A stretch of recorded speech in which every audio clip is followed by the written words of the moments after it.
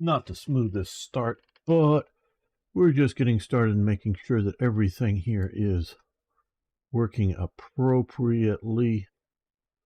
I do hope in all of the various formats here. Yes, it does look like that. Good. All right. Well, a little bit more. Haven't been talking for a while.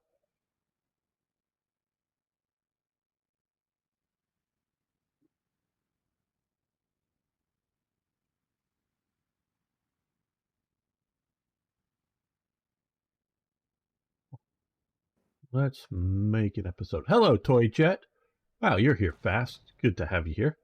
And how are you this day?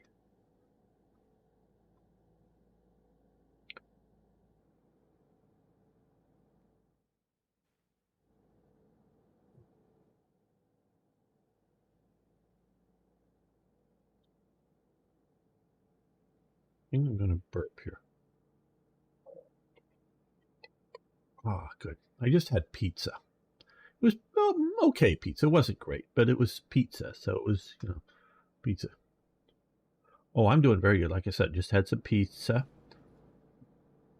drinking a little bit of Coke, and looking like going to have fun with the stream, hopefully, here. I'm definitely having fun with the game. Welcome back, fellow Armchair Generals. This is Gamer 1745 here with my continuing playthrough of Hearts of Iron 4's Black Ice. And of course, we're playing as Germany. So, see, there were a few things I sort of wanted to do at the start. I don't know if I remember what they were.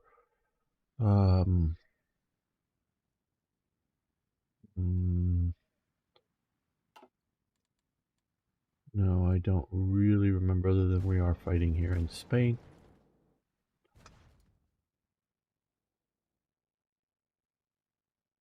Yeah, I think that is it. So let's...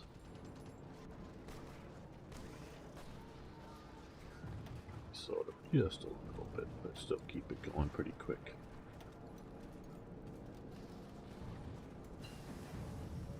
Okay, electronic computing. Very good.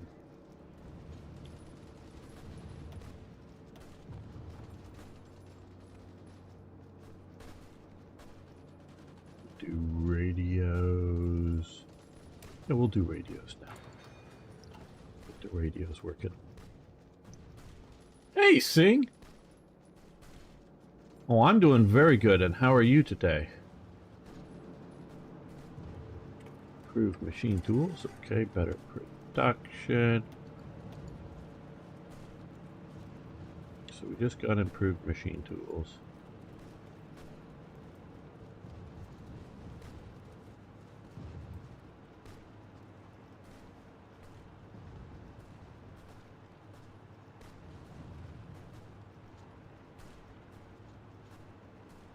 Yeah, irons. Well, yeah, let's do just 62 days. We'll do that. That'll happen fast. Okay, we don't have enough chromium. It'll be hurting, I think, just one ship in production right now. Yeah, they only have half the chromium they need. It's still April 40. Okay, June 38. Okay. We'll let it go slow. Well.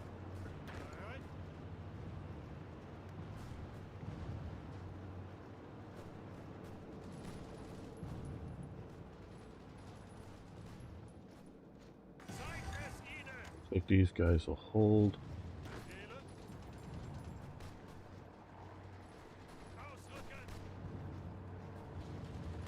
On these guys as well.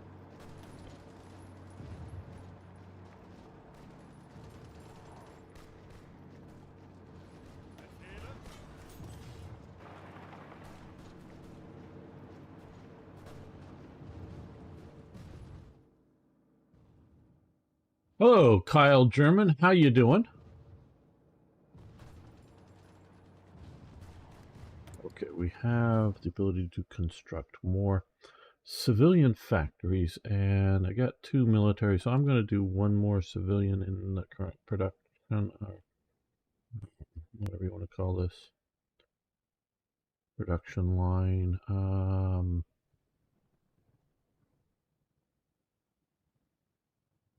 Let's put it down that way.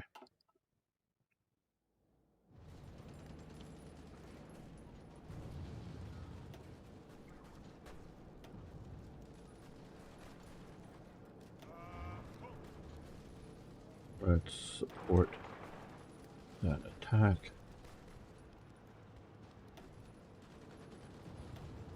How are we doing for supply here? Just fair. Way too much supported there. Valencia is the other sort of supply base.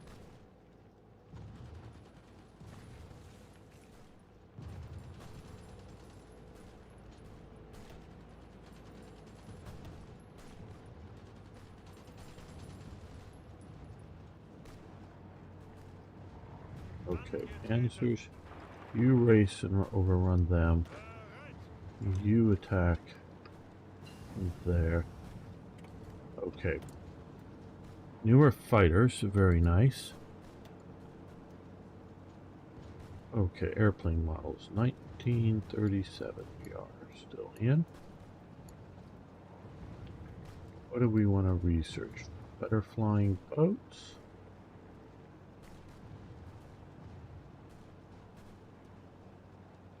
Naval bombers.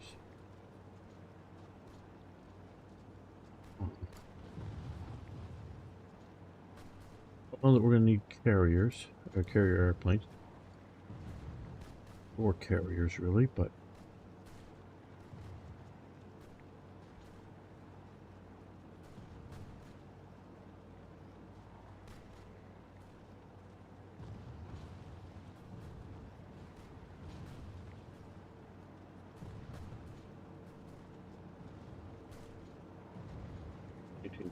Okay, I think we will do better 111s.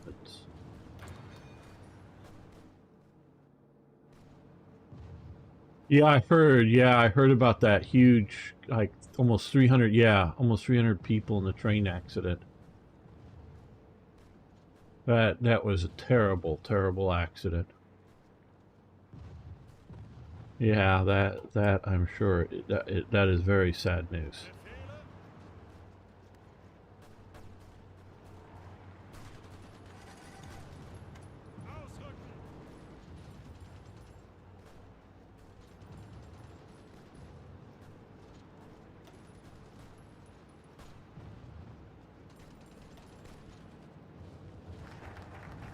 Oh, I'm sure it hasn't. I saw some photos of the wreckage, and it's massive. I think we did the Atlantic Wall, so I think next we will do expand the Opal Works. Yeah, Kyle, no, it's huge. I try to pay attention to international news, not like specifically on India, but all over everywhere, at least try to get the big things. And I had heard about the train wreck. Yeah.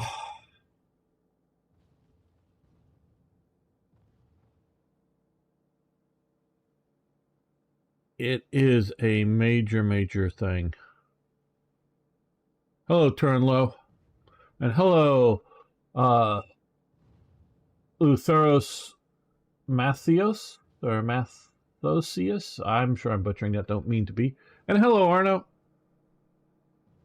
Good to have you here. Okay, well, let's see. West Wall for 28 days.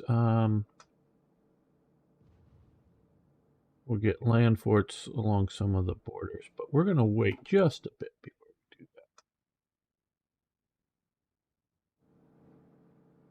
Well, I don't have any real clue over what caused it, the accident. I don't know if Singh has an idea or not, but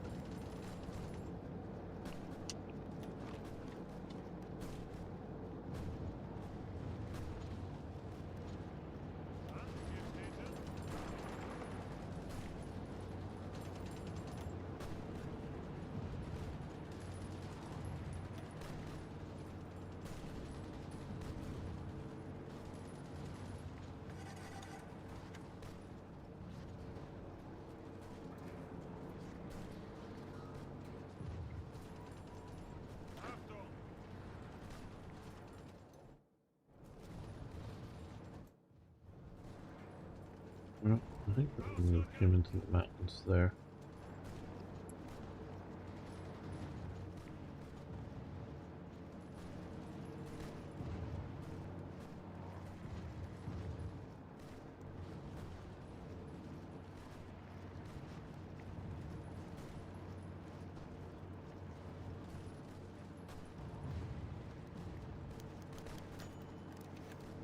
Okay, yes, nice prestige there.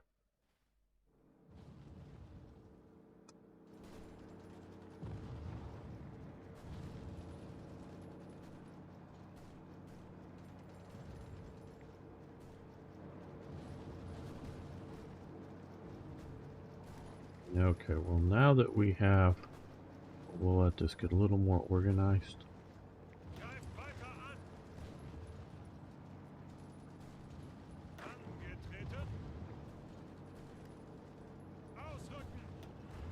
We're going to hit them from 2 provinces. We have rail connection down through here, and once we get Valencia, we'll have a supply depot. One derailed on the adjacent track and was struck by oncoming train on Friday, also hitting nearby stationary freight train. Oh boy, yeah. So if it just derailed, it's like very well could be a situation of going too fast on a curve or something. Oh, no. Oh, come on. No, I don't. I wanted you. I clicked the wrong thing. But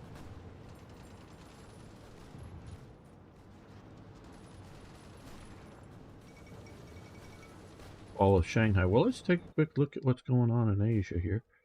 Okay, so the Japanese have landed in Shanghai.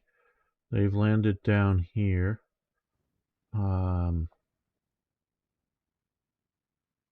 And this...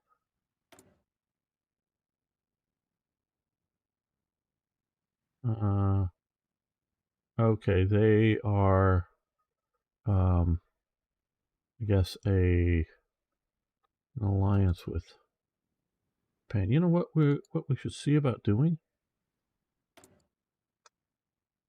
Let's,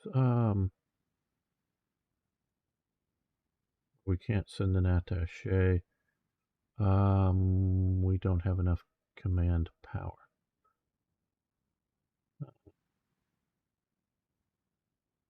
All right. Now, let's try to get more command power.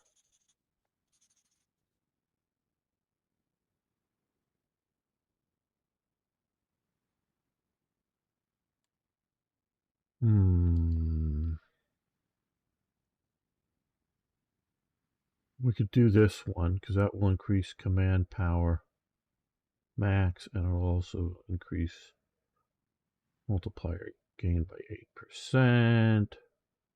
Yeah, let's do this. I was thinking about getting organization there as well. Send mountaineers over to... Hello, Pickle. How you doing?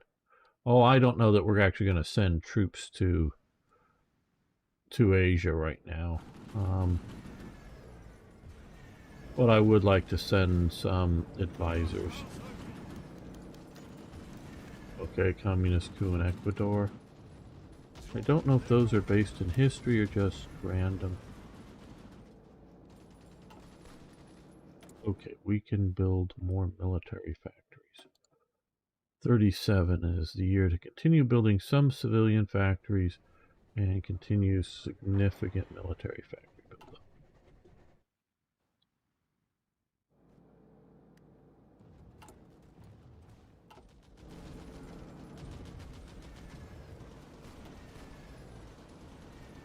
We have air supremacy there, and they don't have it there. Well, now we don't have it here.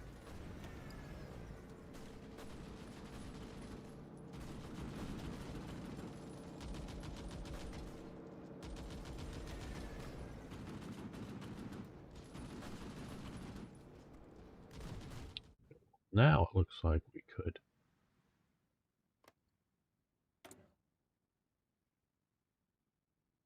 Oh, no, we need 60. Okay.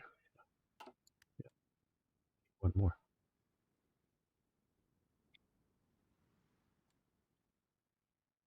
Why did I think 58? I don't know.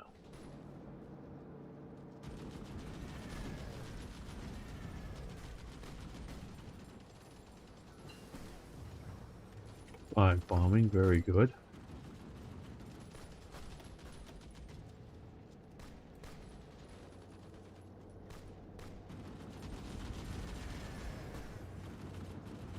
Well, I don't think we need any more types of aircraft done just yet, so we will continue with air doctrines.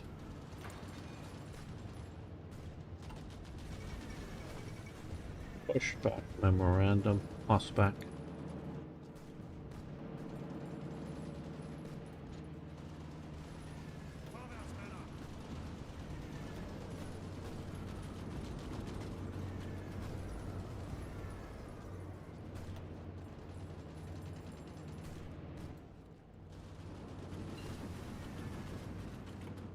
Okay, oh, lots of improvements here. Okay, in doctrines, we just got this one here, which will help reduce fuel or supply consumption, supply grace periods in hours a little bit more, and army fuel capacity a bit more. So that's good.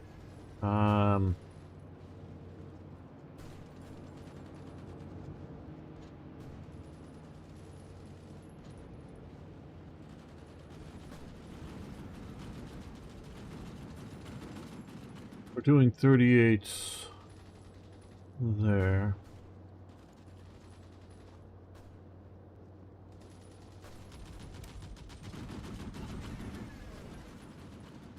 We do special forces.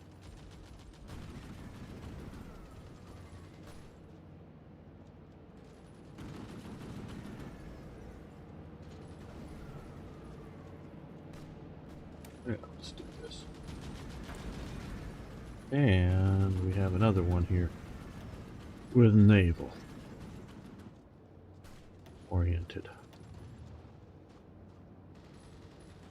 We use light bombers, yes. I want to get a lot more aircraft types into production than I currently have.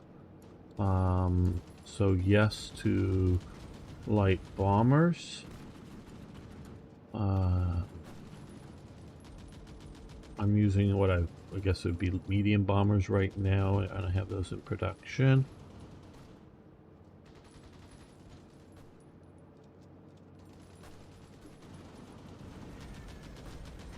Let's do that because that's available here. Again, if you haven't been watching everything, and I don't expect everybody to, diesel-powered emergency pumps, damage control.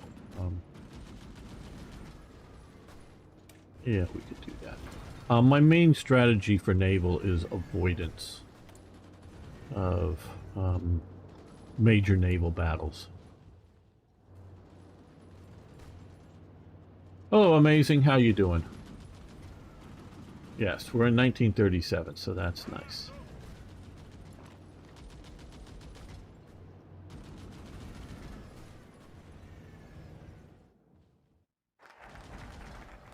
Okay, we just expanded Opal work. Now let's look at the chart. Okay. We've done light division, Soviet treaty. We might see about Soviet treaty. That could be good. Yeah, let's take what he was suggesting, Soviet treaty, which I think is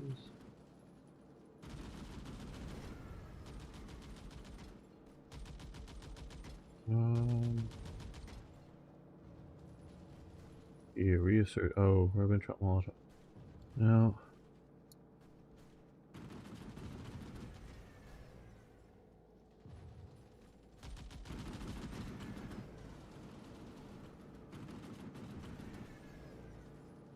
Could do Fallschirmjägers.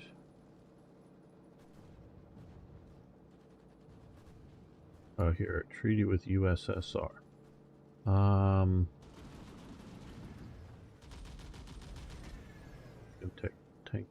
Technology.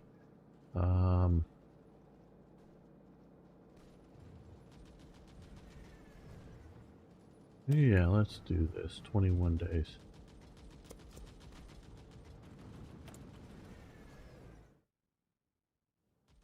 Get more aircraft factories. Yes. Now, I may be wrong. I very well may be wrong on a lot of these things. But right now, for aircraft factories, well, I could use some more. We have capacities for use. We use total. So yeah, I could use some more. So after the Soviet aircraft factory, we will do some more. Get some more aircraft factories here.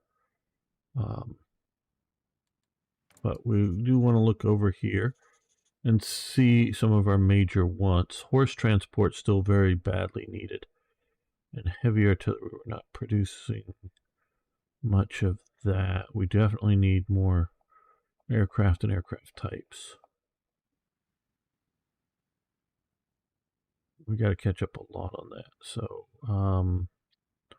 maybe 2 and 1 to the heavy, because we're almost there with the light artillery. So we have 3 more. That's sort of what I thought. And I do want to get tanks in production, but let's do that. And heavy artillery, 1 more into there. Get that going. Tank treaty with the Soviets. Okay, I could. How many submarines do I have right now? I don't know exactly, Arno. Quite a few here. We have no, those are escorts. These are escorts. We have 8 and 6, and over here we have another 8.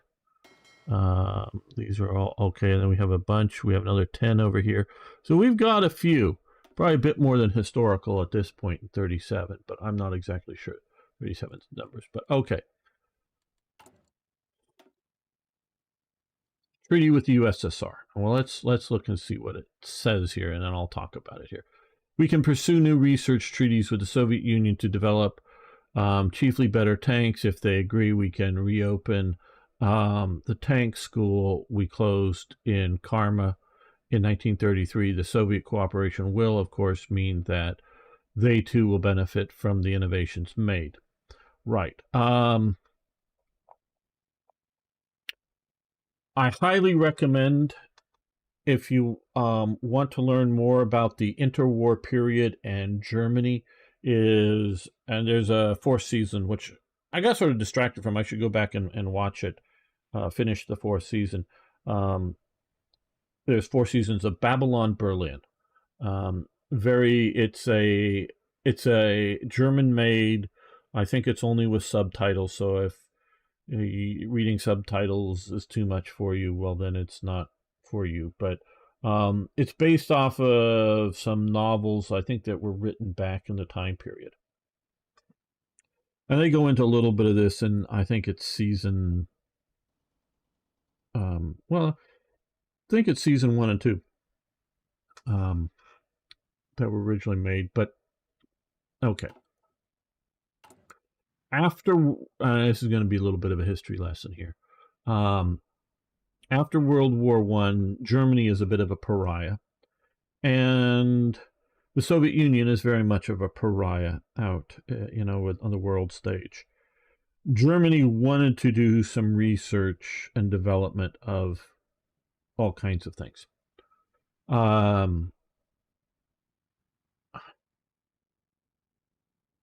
Two nations that helped Germany with research, because Austria was also a bit of pariah. One was Switzerland with the Solotherm company.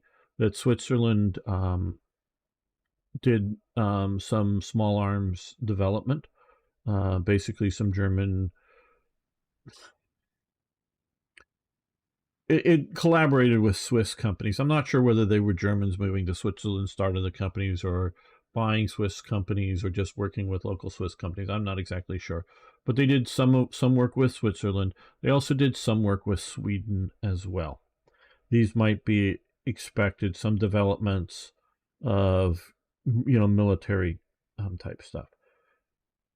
But the fairly biggest one was the Soviet Union, which they actually set up a German base inside the Soviet Union fairly deeply. And I mean, not like way out here, but just, somewhere around here. That the military was working on things like tank development. Now, the Soviets were also at the base. It wasn't like an exclusive German thing, but the Germans were there. And this was outside of observation from the Treaty of Versailles. Well, of course, with the coming to power of the Nazis, that relationship sort of spoiled, because the Nazis are generally outspoken anti-communist. They're both a socialistic type. I know there's lots of controversy over it, but National Socialists are a type of socialism. They are not leveling socialists, meaning they're not trying to make everybody equal. But not all socialism needs to have equality. Now, they all want to have socialism. Collective means the collective ownership of collective ownership of the means of production, if you will. Though the Germans don't want to nationalize all businesses. That's a bit of a mistake. But it's definitely socialistic. And unlike, say, communism, and unlike most socialisms, they are nationalistic as opposed to internationalistic. So they are different than communism or socialist parties, generally speaking, but they are a socialistic kind of thing. But they're anti-communist. Well, as time goes, okay, so most of the cooperation is stopped when Hitler comes to power. But as time goes on, more and more cooperation starts to happen. That whether it's tank research with the Soviet Union, or tank research in the Soviet Union with the Soviets watching,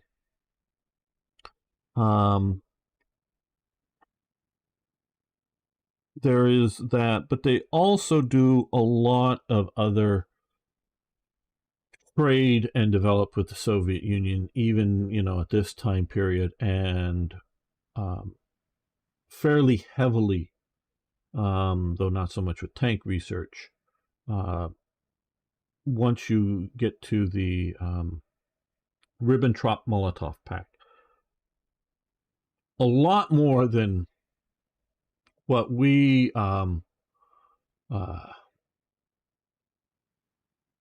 sort of look back and see today as, and we don't look too closely at, the Nazi-Soviet alliance that attacks Poland and the Baltic states, really, and Finland. That's really a Nazi-Soviet alliance that Britain and France decide to have blinders on and not pay attention to, because they realize they can't fight both. Because you get the Ribbentrop-Molotov Pact, and it's like 2 weeks later they're invading Poland together. And the Soviet Union is only entering Poland a few days behind the initial Soviet attacks. Well, before the invasion of Poland, there's a lot of trade going on. After the invasion of Poland, it ramps up to a higher degree. There's significant commitments for deliveries of resources and food to Germany. The Soviets had resources Germany lacked at the time when Germany traded with Soviets. For absolutely, that's part of it, Pickle. That's part of it. But it goes deeper than that. Up around here somewhere, they actually briefly set up a, and it's sort of, I think, aborted. It was planned to be a bigger thing, but with the invasion of Norway being successful, it sort of gets dismantled.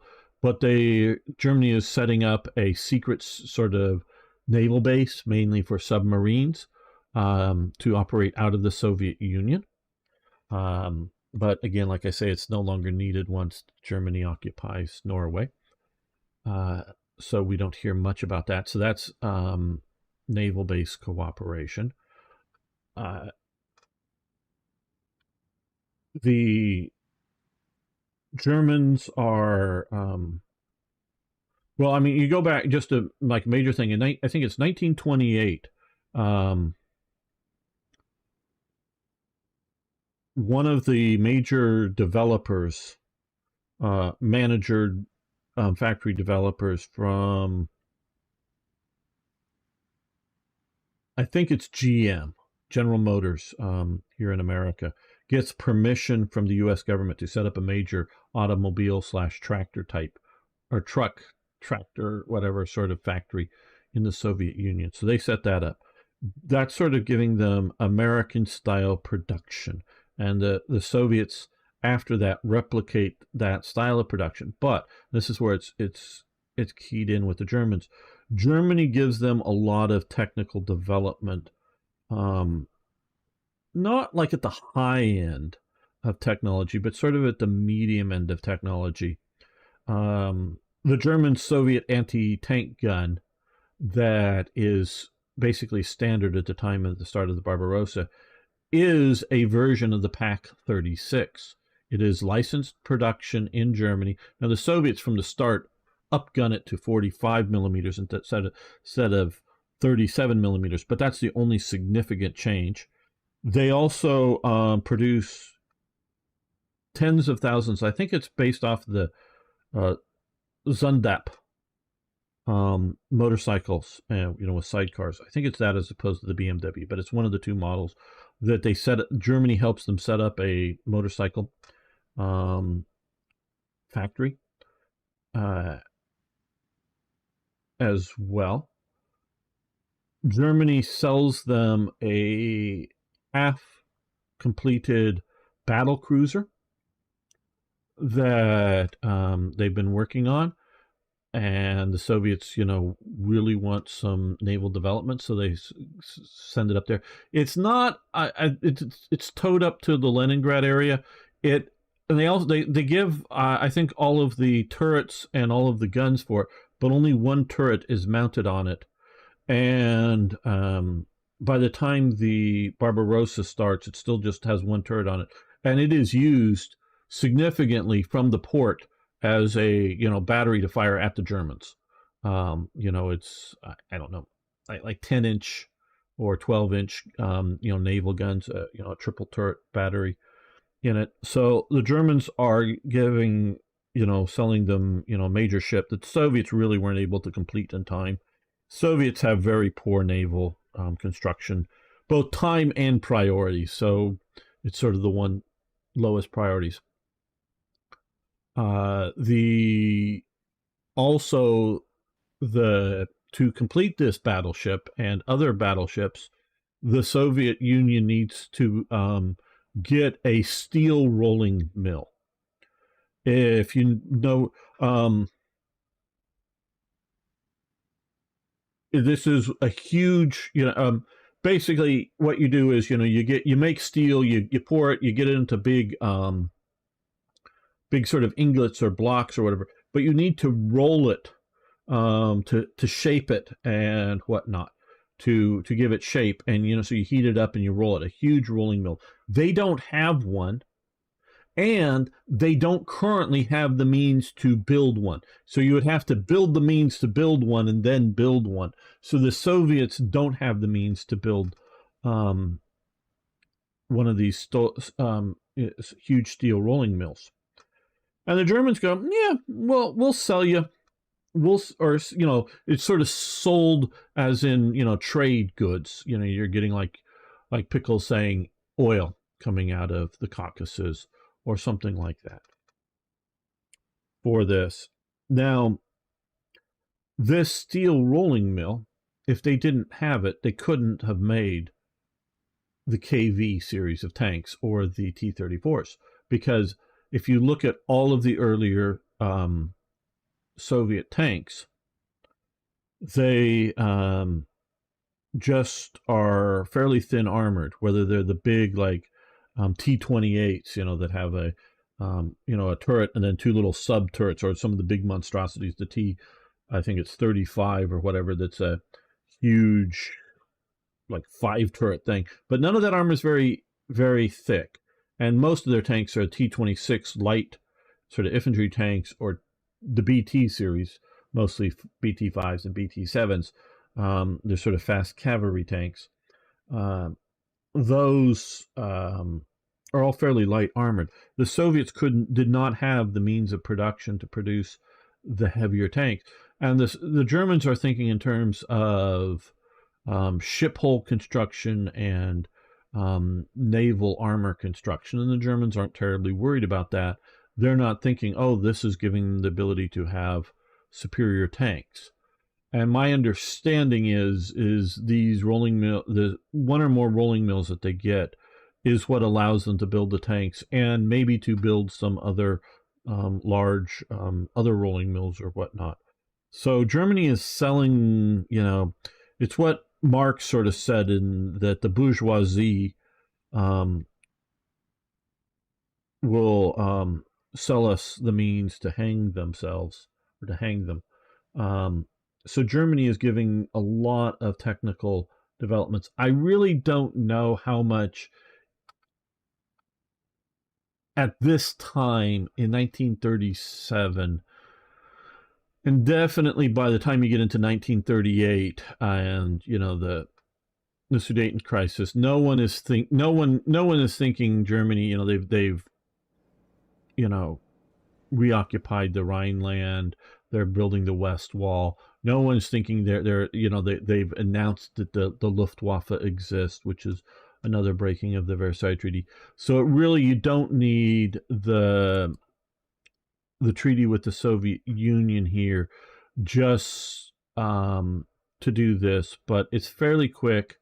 Unlock some research slots for armor and techs for both Germans, and that's where I'm sort of using it.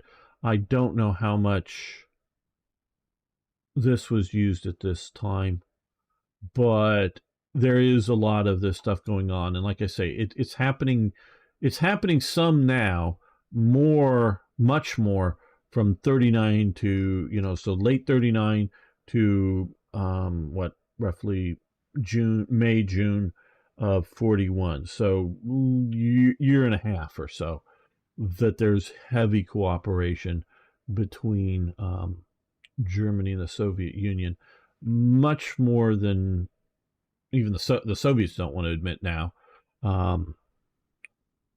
But really, they both allow each other to do what they want to do. The alliance, Hitler in 1939, September of 1939, after France and Britain have done nothing over the Saarland, have done nothing over retaking the Rhineland, have done nothing over taking back the Czechoslovakia as part of the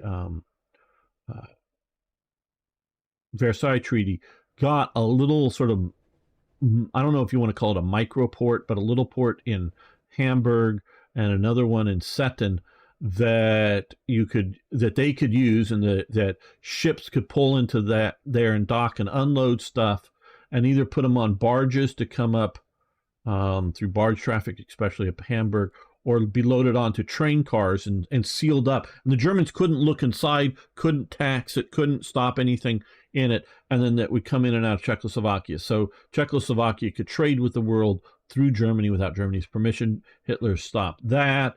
Then Hitler is reuniting with Austria, which Austria had been told during the Versailles Treaty, not just because there's more than that, because the different treaty with Austria, but the whole sort of protocol, if you will, of the Versailles Treaty setup is that Austria needs to remain separate from Germany. They don't complain over that. They give up over the Sudeten crisis. And then when Hitler actually occupies the rest of Czechoslovakia, yeah, they you know, make diplomatic protests and whatnot, and oh well, now we're going to defend Poland, and so Hitler really thinks that there isn't any real threat from. Now he's a little worried. People that around there, he knows it's a gamble, but he's not really worried about that. What he's worried about is the Soviet Union, because Poland is obviously a buffer state.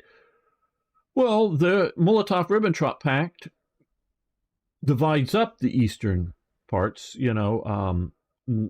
that the Soviets weren't going to take Ploetsi, get to have parts of Moldova, get to have approximately half or slightly more of Poland, get to have or Estonia and Latvia and Finland were going to be in the Soviet sphere.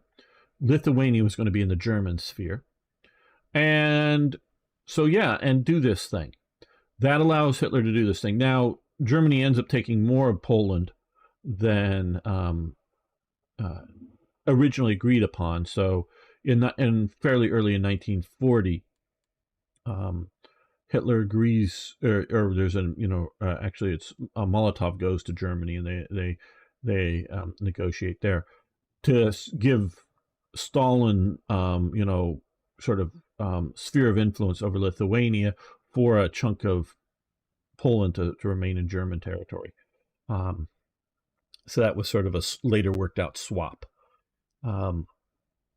But that calms down. So that allows Hitler to feel comfortable enough to go after Poland, ends up at war with, Britain and France. But that gets that going. But also what Germany is doing is giving both technical means as well as industrial capacity to really boost up the Soviet Union, to allow them to become more aggressive. So they're both sort of cooperating with each other and making things worse. And hello, the Rover 12. How are you doing today? How important was Germany getting the 30? Useful, but not important as a tank designs. The 35T, they don't produce anymore. I think they grab up some that were meant for going for Sweden or something like that were sort of waiting to be shipped, the 35T. But the 35T is basically completed production. They used the 38T up until the end of the war, making various things like the Hetzers. That was sort of the final use of the engine, drivetrain, track form. Very useful, but not critical, I would say. Very useful, but not critical. If the French were more offensively mindset, they could have defeated Germany in 1939 during the Saar offensive.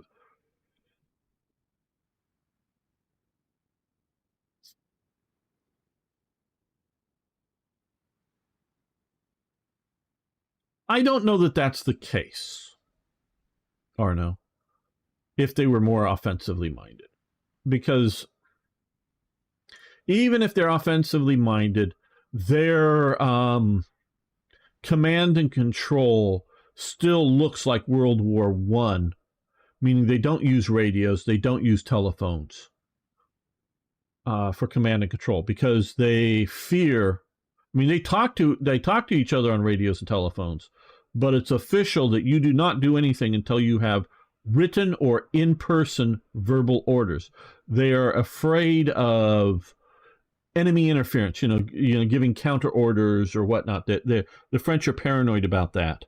And I just don't think they have the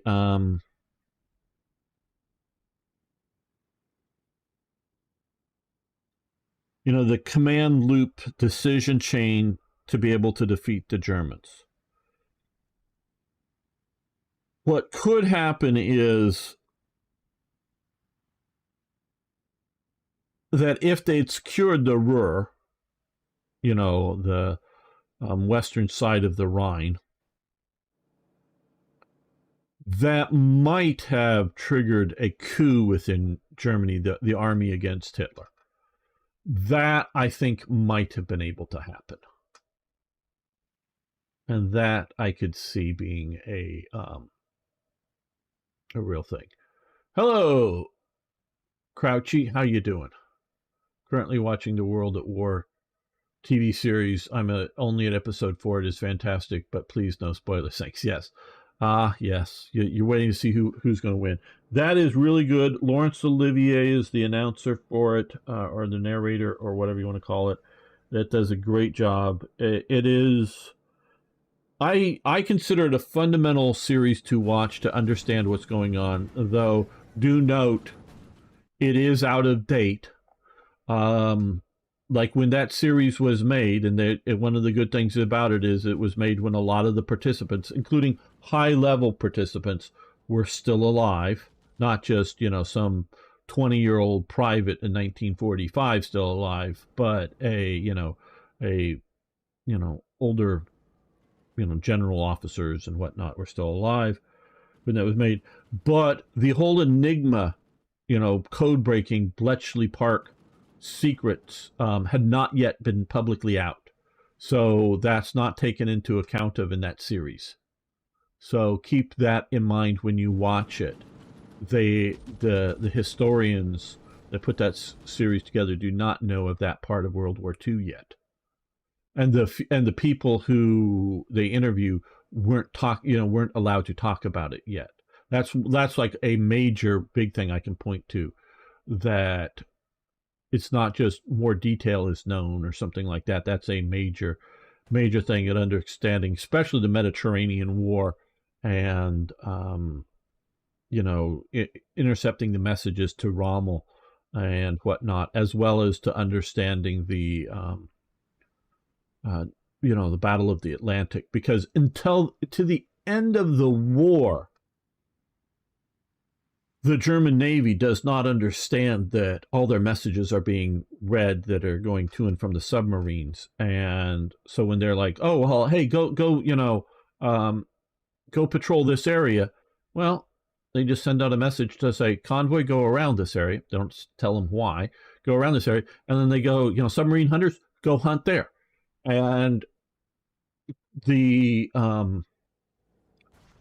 Germans make one type of radar detector that they have to try to detect radar being used against the submarines, that I think somehow they think maybe is emitting some sort of signal, so they don't even use it because they're afraid that, because somehow the Allies are finding out too easy about some of this stuff. So yeah, that's just not in the historian's thought process at that time.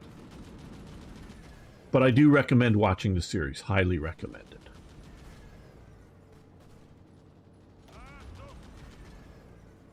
It's just understand that that isn't covered there.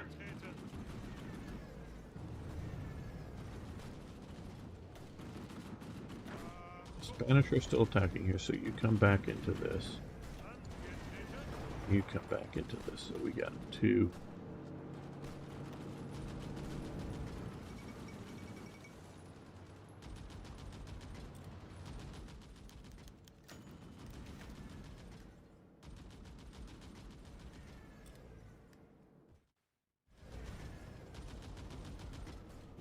No, I won't spoil who wins the war.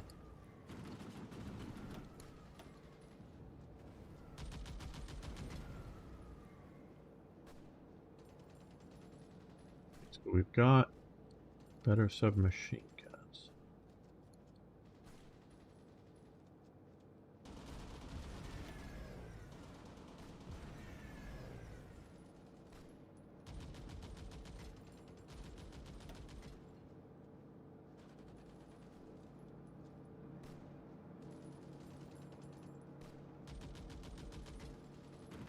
Well, let's do better reconnaissance equipment.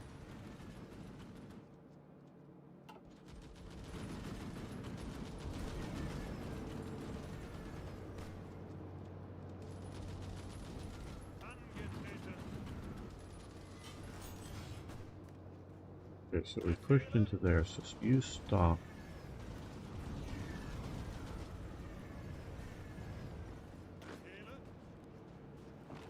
You start pushing into there.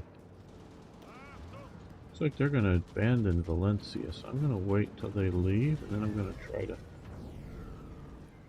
rush in with my panzers.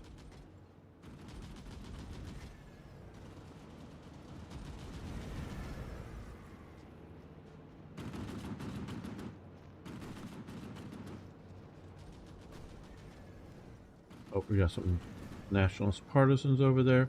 Well, that's maybe why these guys are going somewhere else. Okay, fluorescent lighting. Very good. A little more productivity efficiency, but that was quick to do. We'll do that now. Okay, well.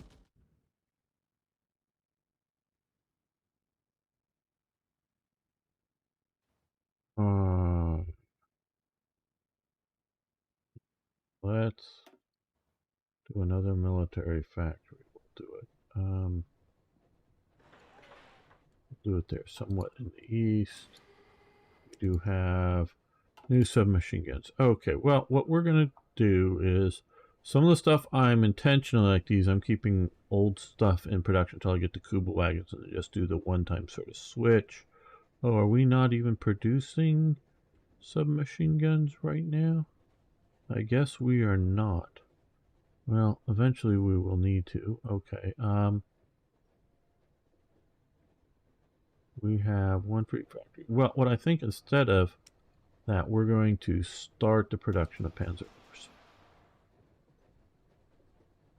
Get that going.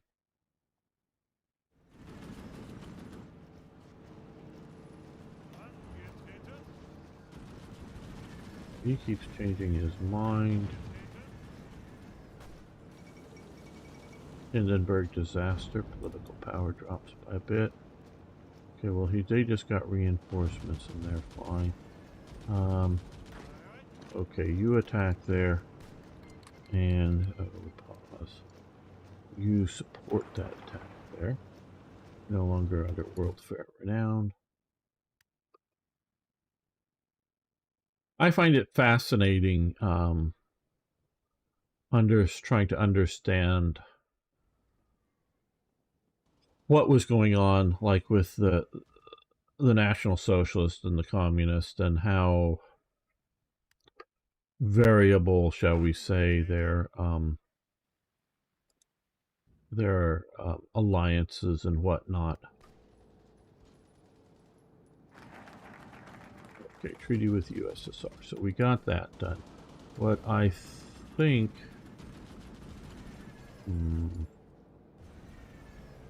that would be... oh, no, I want to do... here, I want to get these assembly plants here. 42 days. That. Next, is it just the 3 chromium? It is just the 3 chromium. Oh, there's nobody in there. Let's go. I'll go while the getting's good. Maybe there's nobody in Barcelona either. Looks like they're sending... oh. Okay, pause. Okay, construction research treaty will be a stepping stone to the future negotiations. Great.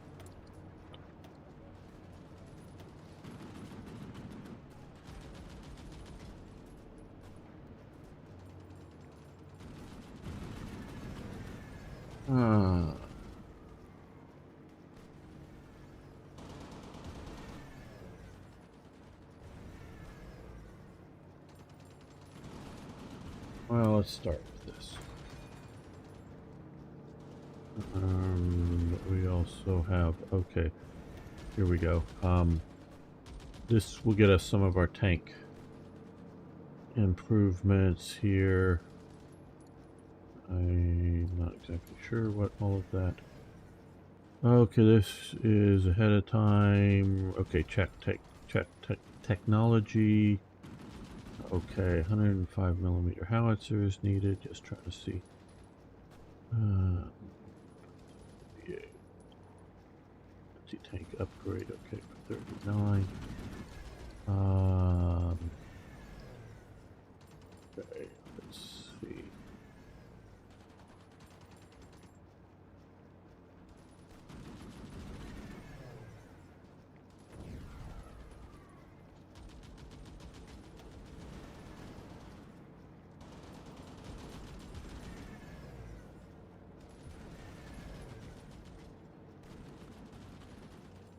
This will get us some of our improvements here.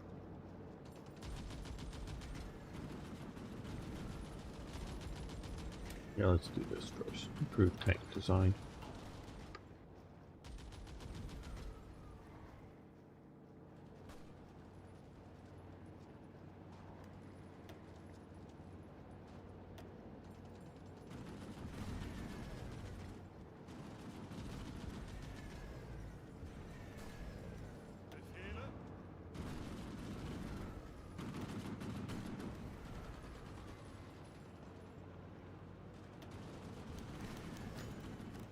Okay, so we've German military mission to China.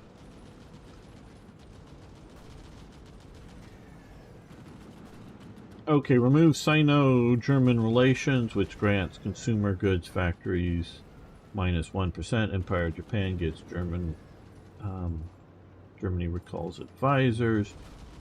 Withdrawals advisors. Germany advisors, which grants land doctrine reserves.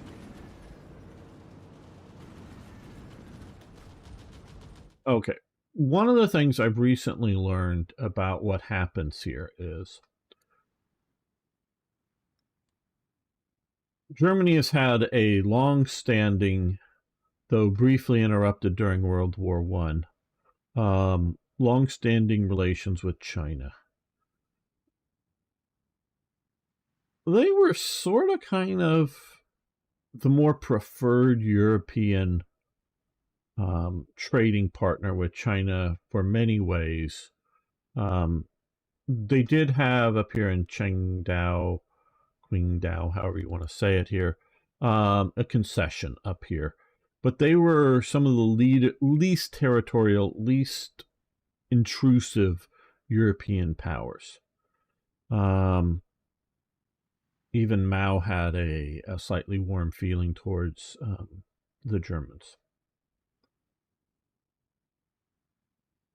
Germany got a lot of, we were talking about the Soviet Union.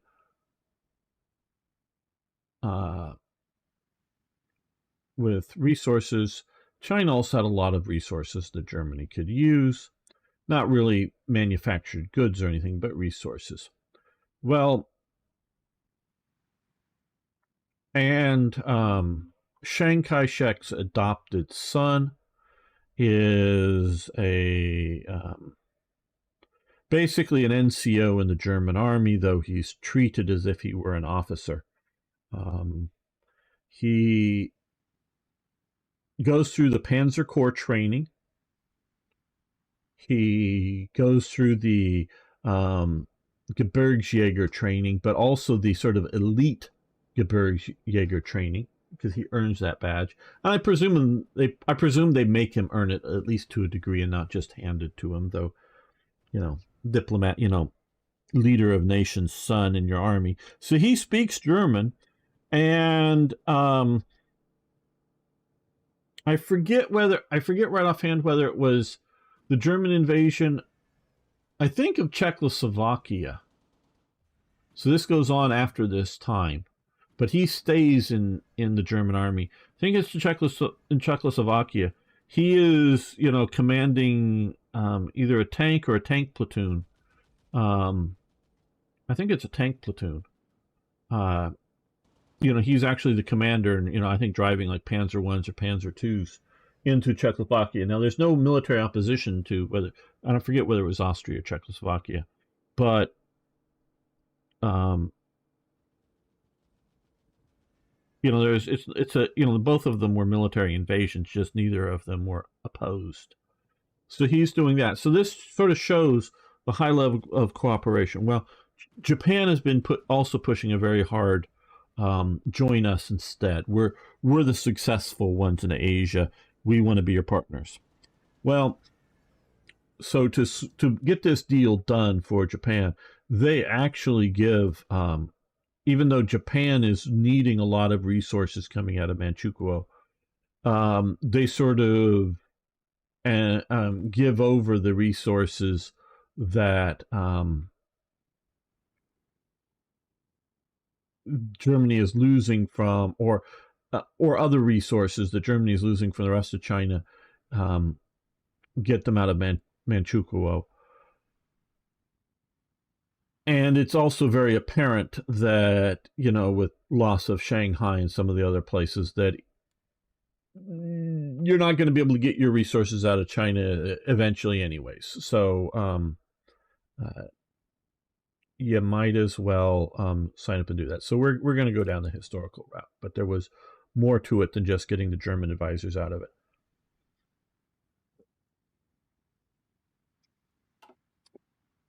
Somewhere I have a, you know, just digitally, not actual, you know, tangible, but I have a photo that was taken from a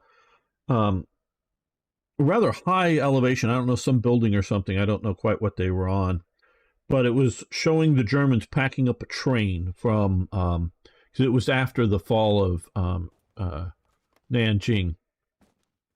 So they had moved the capital inland here, and the advisors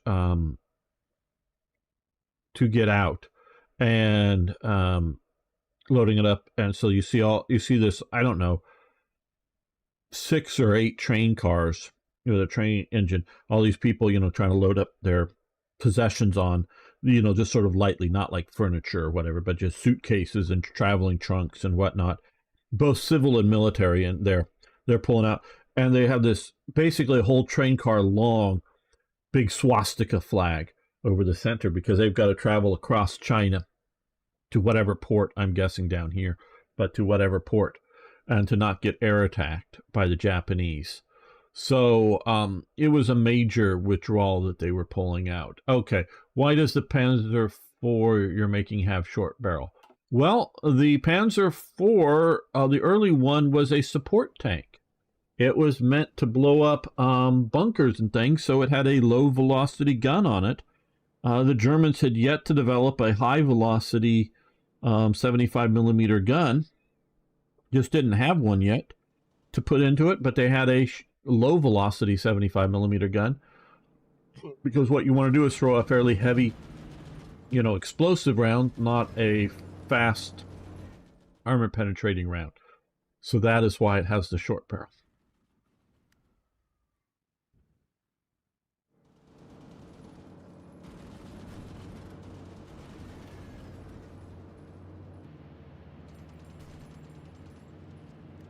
And we have both enemy air superiority and air support. Well, I guess you could have both, but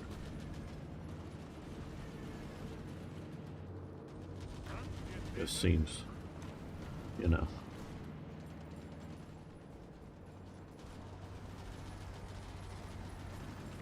Well, the Republicans have sent a lot of people over here.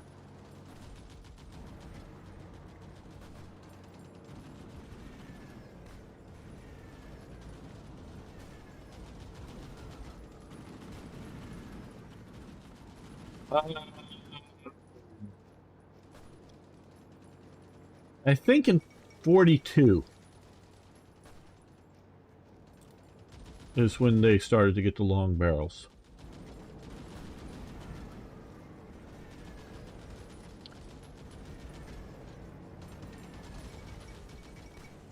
Okay, what decisions do we have that we want to take now?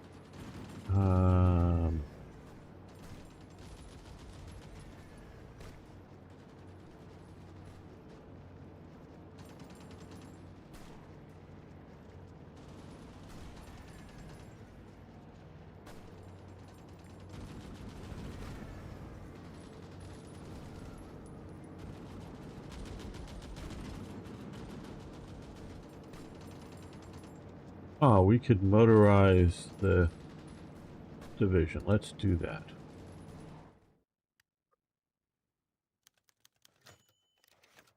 Okay, motorize. Yes. Lost us a little bit of political power.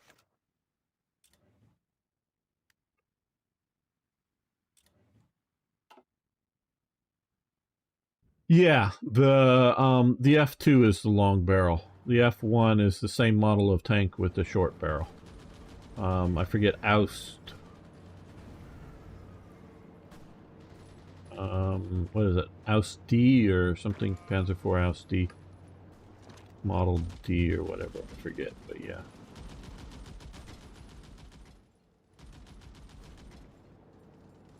Why was the League of Nations fall apart at the time? Well, I don't know. That's a complicated question.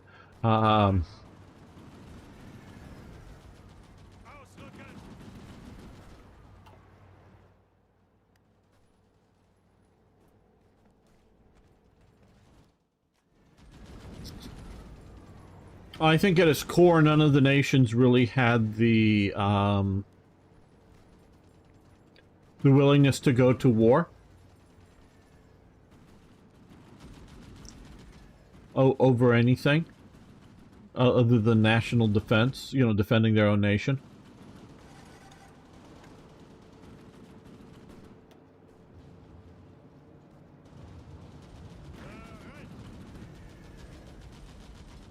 I think that might be the sort of simple answer.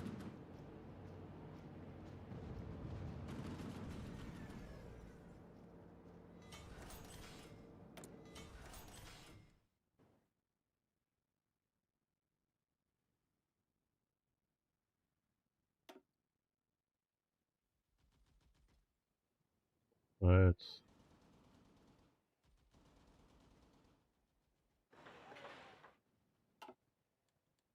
And let's look at our current needs. Okay, we're slowly catching up on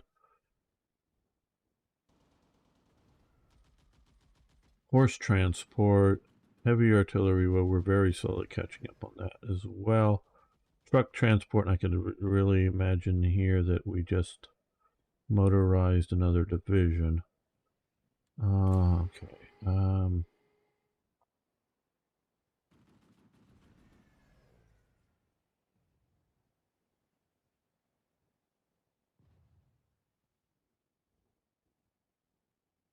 Well, let's do these light trucks.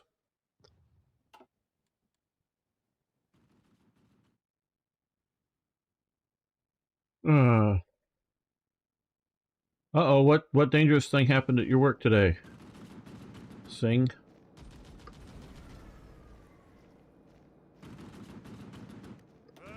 Let's... Oh, well, let's wait for the infantry division to get better organized up. How is supply doing here? Well, fair.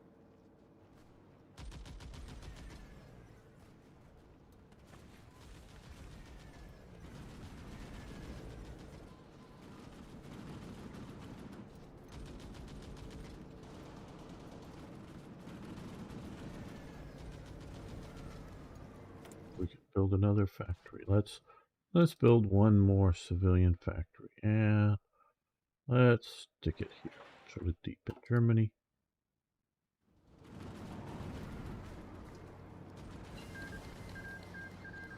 Okay, thinking was now no longer a training countryman.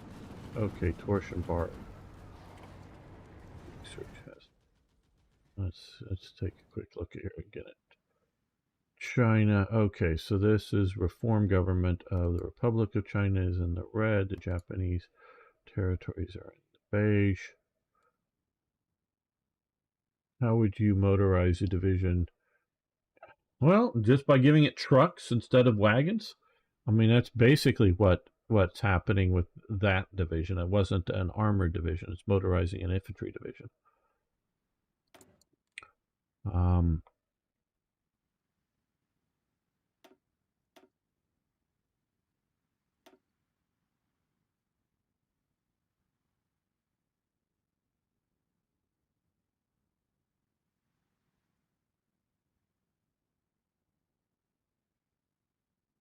Okay, let's get, because we can see, where is it here? The Oust F chassis here. Okay, so the F2 is what would have the long barrel once it get here, the F2 turret here.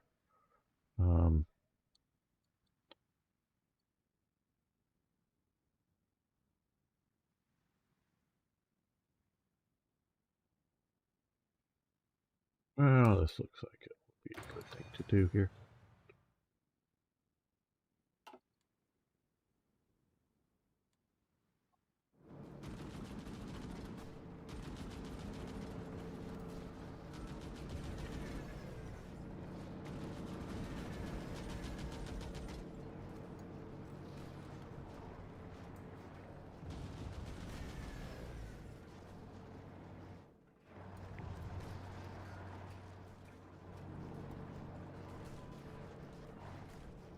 Okay, well, just how much motorization a division has. They have a lot of various divisions. Now, some of these here we can start building, others not. These are given by events, and we can view the layout. They're doing, okay, here's a motor division infantry here. We can see here. So that's all motorized. All the support units, all of that is motorized. I think this is the semi-motorized here. So semi-motorized infantry. Just not some trucks, but not enough trucks to really get it motorized kind of thing.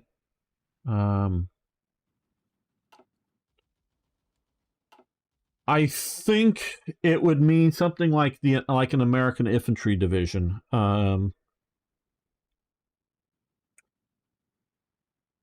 Not all American infantry divisions have enough trucks to load up everybody, and tow all of their equipment and all of their supplies and drive, supplies for however many days and drive somewhere. A lot, maybe even most of the American infantry divisions, as opposed to armored divisions or whatever, have a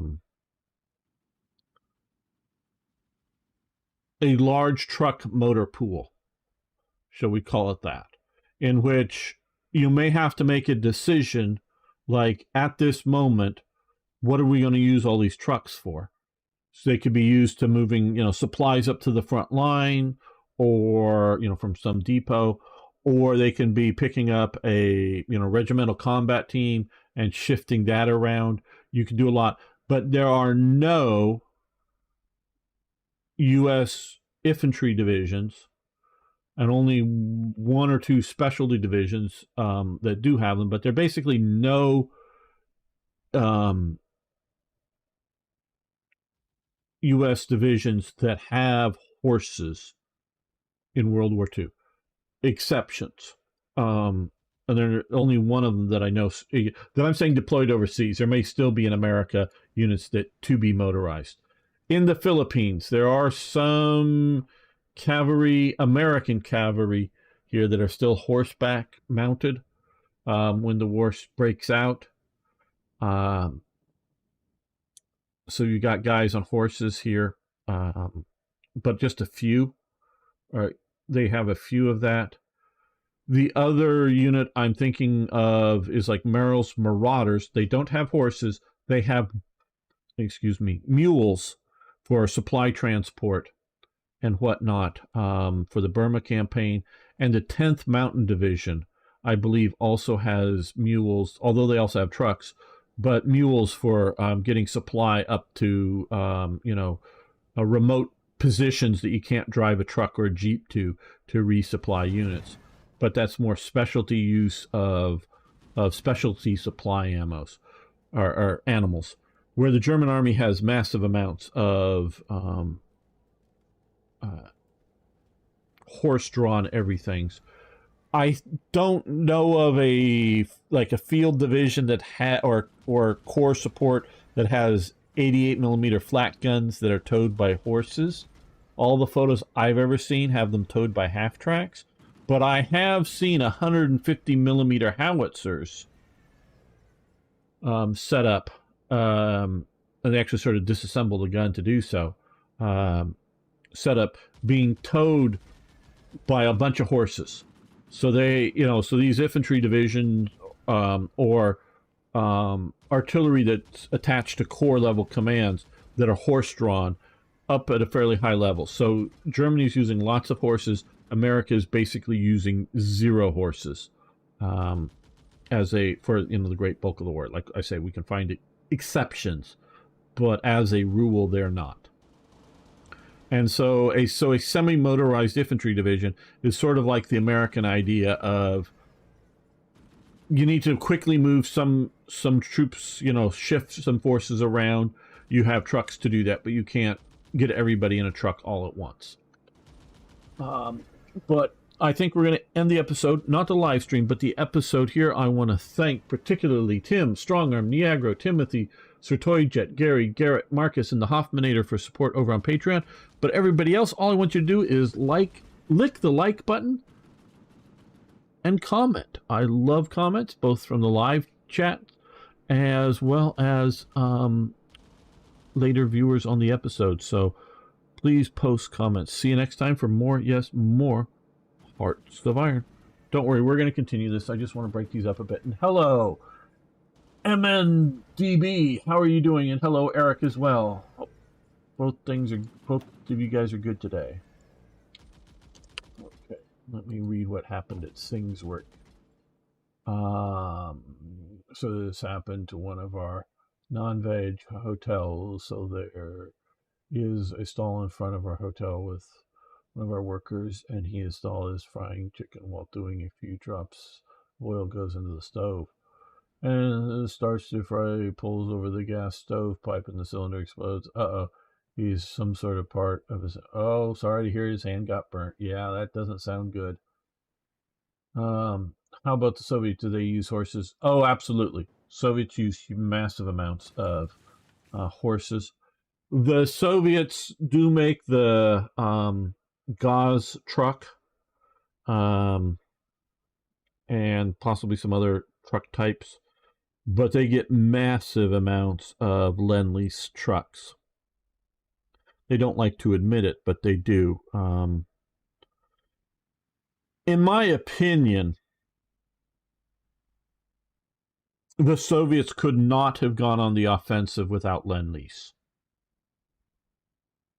That's my opinion. And I'm not saying that as a fact, because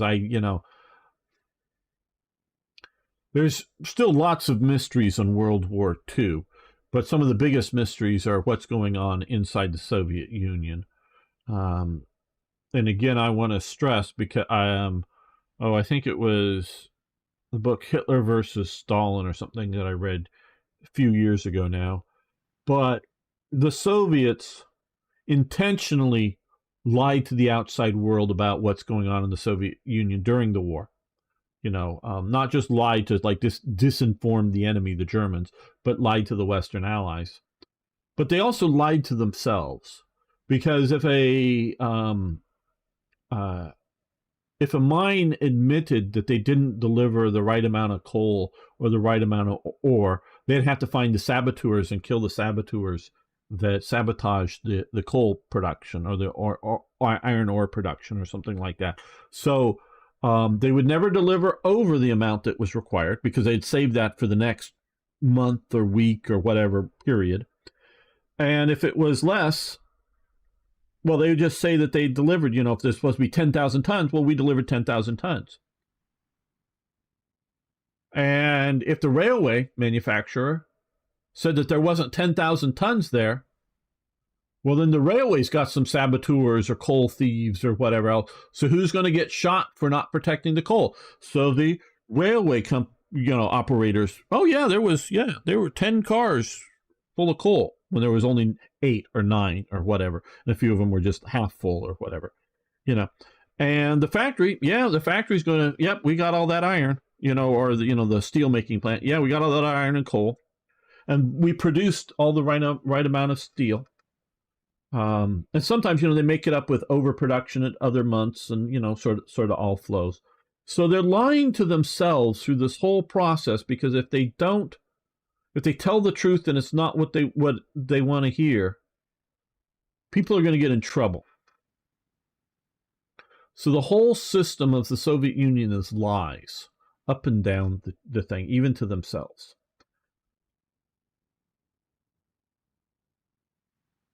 So the Soviets are training unit. Once you get into significant Lend-Lease territories, and you'll notice 41, you got the invasion of the Soviet Union.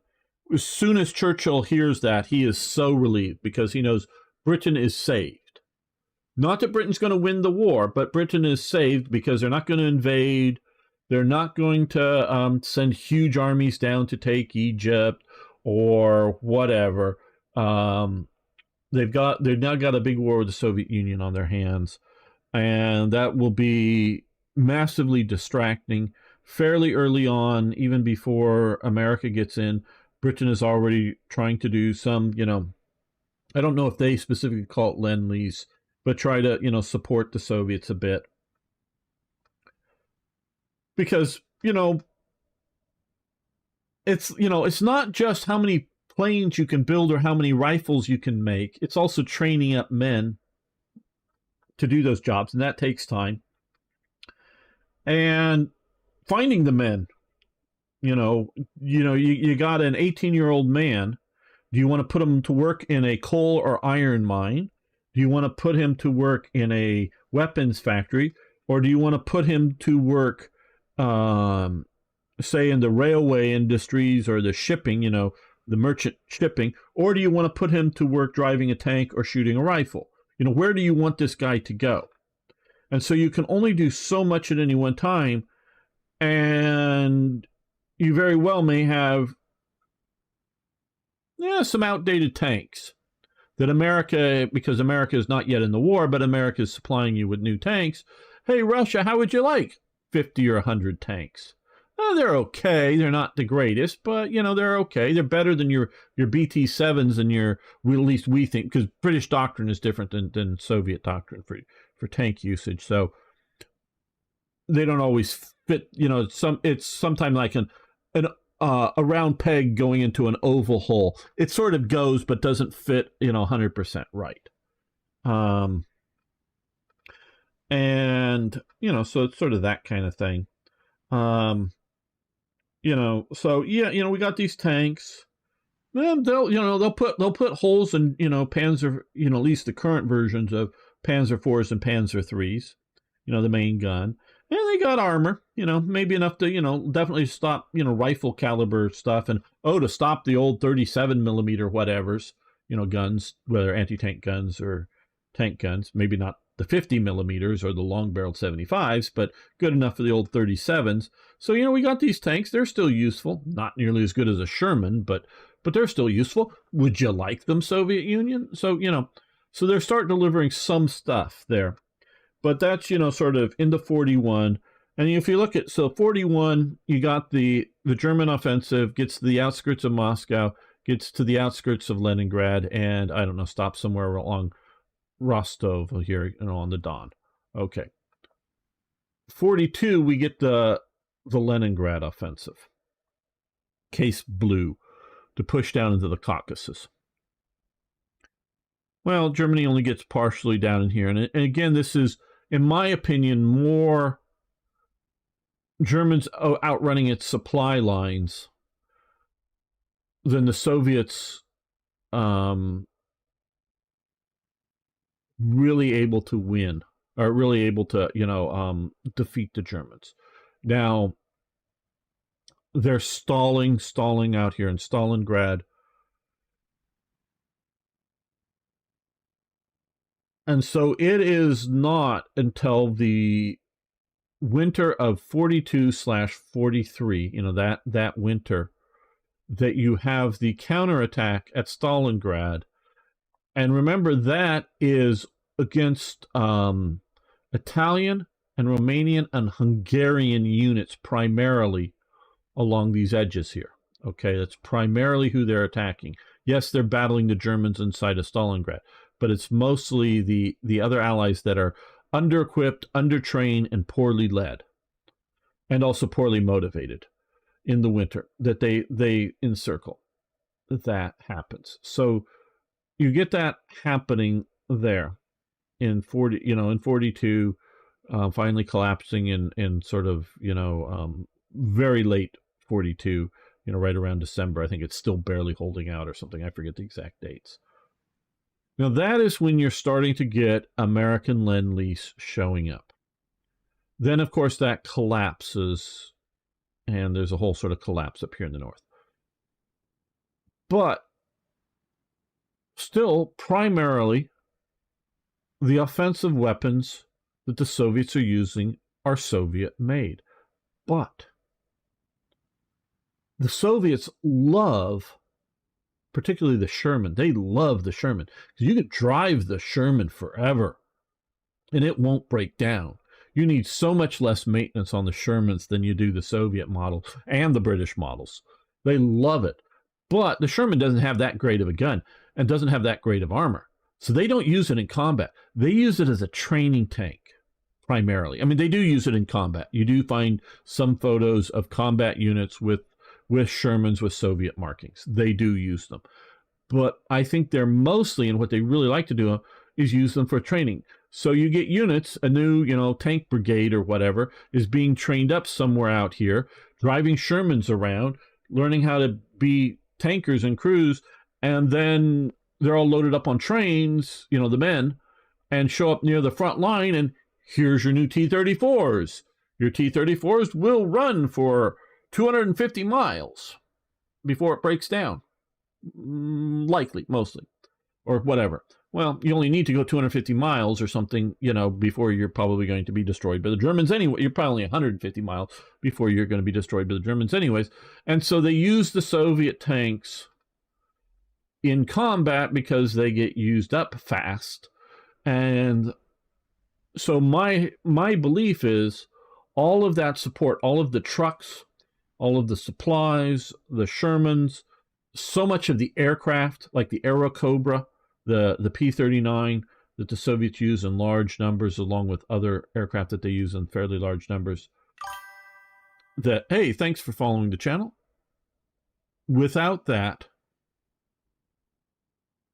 the Soviets would not have been able to do, in my opinion, things like the offensive that leads up to the Citadel offensive that creates that German bulge and some of the other stuff. The Soviets would have been doing all right on a defensive line, Leningrad, Moscow, down to here. And I'm not saying they wouldn't be able to push now and again and do a little bit of stuff, but I really don't think they would, without all that air power, without all of the logistical support coming in that the Americans are giving them, without all of that, I really don't think they would have been able to be so offensively minded. And it's just sort of an opinion, not a well documented fact, like all of that. But that's my view over the stuff. So let's see what's going on. Okay. Okay. Icaraba is Spanish for oh wow. Arno is saying there. I don't know if he gets to that. Okay. How did the Soviets use horses for their logistics? Everything. There's all kinds of wagons towing artillery pieces. Soviet infantry divisions are mostly moving on foot with horse transport. Soviets motorized during the war. They got 25% of the trucks from the U.S. Yes, absolutely. Yeah, there's ZIL-5 trucks as well. Yeah, I don't know all the models, but if you can imagine, without 25% less trucks, how much of critical supplies being delivered to the front, at critical moments aren't going to happen, and how much slower would all of that be with wagons? So 25% is sort of my, I see where NMDB. I'm not saying you're wrong, but I'm saying is the facts are we don't really know how many. We know how many trucks we sent to the Soviet Union. Yes. We don't really know how many trucks the Soviets made, is my opinion on the thing. So, yeah. Started to play War Thunder and it's fun. Hard at the same time, but I will learn to play it. Oh, well, very good. Hope you'll... Oh, sure, we can play it sometime. and the Soviets blew up a lot of their own oil rigs, etc. They did some of that down more in Mykop, which is right there. So they did some of that. Oh, they also did some of that up in Estonia. I don't know if you want to consider that theirs, but before the Germans got in.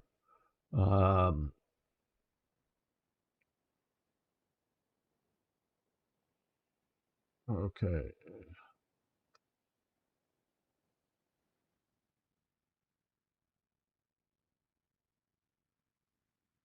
Yeah, the statistics Soviets are unreliable. So yeah, but I wouldn't say it's wrong.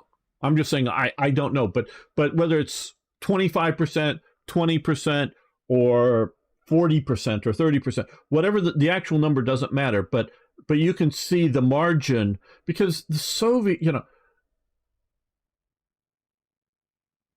the Germans are hindered by several major factors that allow Soviet offensives to be as effective as they were.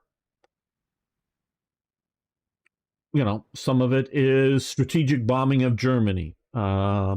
Massive elements of it is having to fight, whether it's in North Africa or later in Italy, and worry about other invasions. So it's forces that otherwise could be sent to the Eastern Front and supplies and whatnot that could be sent to the Eastern Front are going somewhere else. They're also massively hindered by Hitler in the hold the front at all costs orders, when a flexible, like, oh shit, they're pushing us too hard, let's retreat back to here. Now they're overextended and we're on our supply line and we got enough fuel, let's counterattack and push back. We might not get all the way back to our lost territory, but we destroy formations and disrupt things.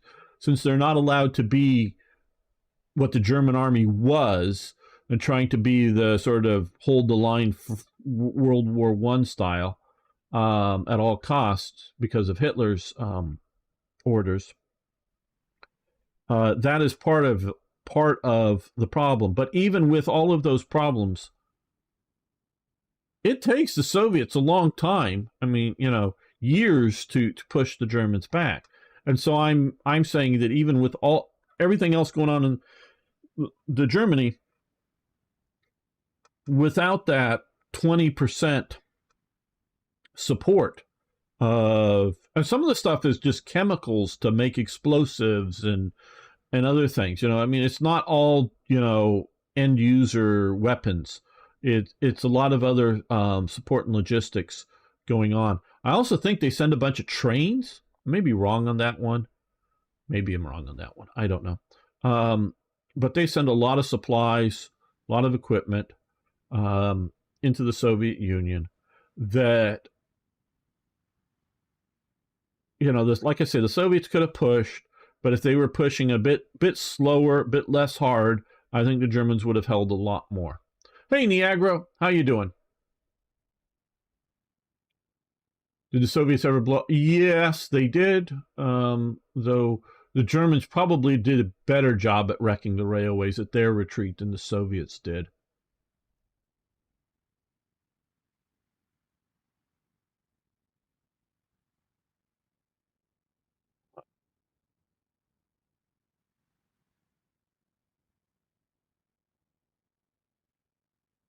Okay. Yeah. All right. So, that's my sort of thing. They got a lot of food as well because the Soviets lost Ukraine. Yes, there's that. I mean, there's lots of stuff that the Soviets got that I don't think they would have. My estimation that if somehow geography worked out and all you had was basically Germany versus the Soviet Union, those two countries, shall we say, and somehow splitting up the Baltic states and Poland or whatever, I would say Germany defeats the Soviet Union. Even in a war of attrition, Germany defeats the Soviet Union.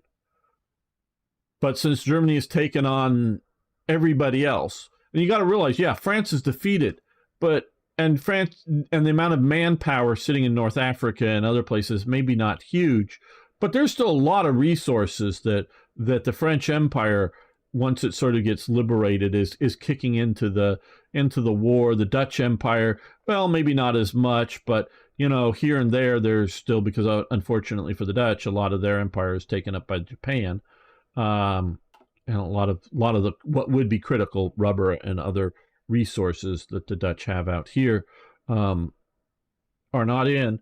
But there's still even things that are sort of lost. Belgium in the Congo, I believe, is supplying some radioactive material to the Manhattan Project. So it's not just the British Empire, if you will, or Britain and the Commonwealth, however you want to say it, and America, but those are the two main ones. With them in Germany, when it's a war of attrition, Germany's going to lose. So the Soviet Union, at worst, at that point, once they're in and established, at that point, at minimum, they're going to, be able to hold the defensive line somewhere, and the Western Allies are going to win, or with the support, they were able to push hard, as well as the Western Allies pushing hard. So it's a lot of factors come into all of this, but like I say, Lend-Lease support really is very helpful to the Soviet Union. And I would say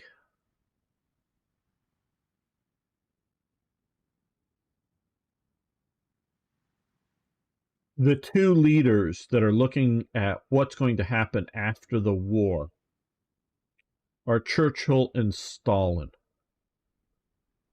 FDR is not, for two reasons, in my opinion. One I get from one of my history professors, and I think he's sort of right. FDR thinks he can finesse people, that he can just sort of negotiate his way out, because he does that a lot in life and a lot in American politics. So he thinks he can finesse Stalin. I think he's wrong about that, but that is what I think he thinks, and what FDR thinks. And two, he's getting sickly as time is going on. It's elements of his paralysis, which is, I think they understand, it's not exactly polio, it's some other sort of paralysis that he had, with some other sort of infection or something in his spinal system. I don't know. It doesn't really matter. Just it was part of that's making him more and more sick. And I'm sure also the stress of the war and other things going on. But so FDR thinks he can finesse Stalin and is not worried about physically how the war ends, where Stalin is. And Stalin wants to beat everybody to Berlin, so he's willing to kill 1 million or more Russians to make sure his army makes it to Berlin. And as much as, second front, second front, second front. Well, they already had a second front. Hell, okay, North Africa, if you add in Italy, North Africa is a second front. Maybe, okay, it's a colonial thing. Yeah, okay. But once you get into Sicily and then up here, and you're in Anzio, and Italy's already long pieced out and sort of turned into a bit of a civil war going on in here, that's a second front. Yeah, it's not another landing inside of Germany, but that's a second front. So Stalin's pushing the Allies because he wants the Germans to redirect so much of their forces to stop this, so that he can roll into Berlin, and as part of it, grab up Czechoslovakia, grab up Hungary, grab up Romania, Bulgaria. It is only really Churchill is able to get him to hold the line, and Churchill's very, very rapid occupation of Greece. And there's actually sort of a brief civil war, and then a longer civil war in Greece over, is it going to be communist or pro-Western? But in the very early days, there's the British fighting the communists in Greece. And then it sort of shifts over to the more, once Greece is sort of established, the non-communist Greece is sort of established, and eventually there's a sort of a secondary insurgency that happens. And, Stalin is sort of talked out and realized that public relations is just going to be super bad if he pushes into Finland. And, he gets for a while the eastern bit of Vienna, but because of various pressures and the idea that we're all going to withdraw from Austria, not just get the Soviets out, that they get them out there. So, yeah, Stalin really wants to push for that post-war victory, and so he's willing to kill lots of people to get that. So yeah, okay. Well, let's start another episode here before I talk too long in between them.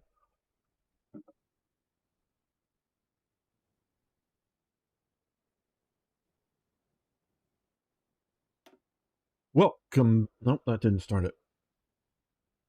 Welcome back, fellow armchair generals. This is Gamer 1745 here, and we're in December 31st, 1937, and this is what Spain looks like. Of course, we're playing Hearts of Iron 4's Black Ice. Okay, this is the reorganized or Chinese or Japanese puppet China, and this is sort of the territory that Japan is currently taking over. Pushing in here for 1937, so Japan is doing fairly well. And mentioning all that, I think we can now, I know I should have probably done it a little while ago, but we want to send an attaché. Right. Yeah, it'll cost us a bunch of leadership, but we'll do that to hopefully do two things. Let's see if they accept. Great. One, I wanted to do it to help us build up some of our various experience, but also I wanted to do it for the sake of the series so that we can see what's going on a little better here. So we now have a military attaché that's monitoring the situation here.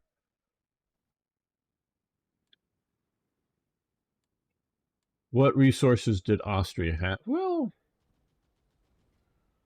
a lot of the standard sort of stuff. Let's see if there's anything particular here. Aluminum. They had a lot of steel. I mean, not a lot compared to what Germany has here, but more. Manpower is a major resource for Germany.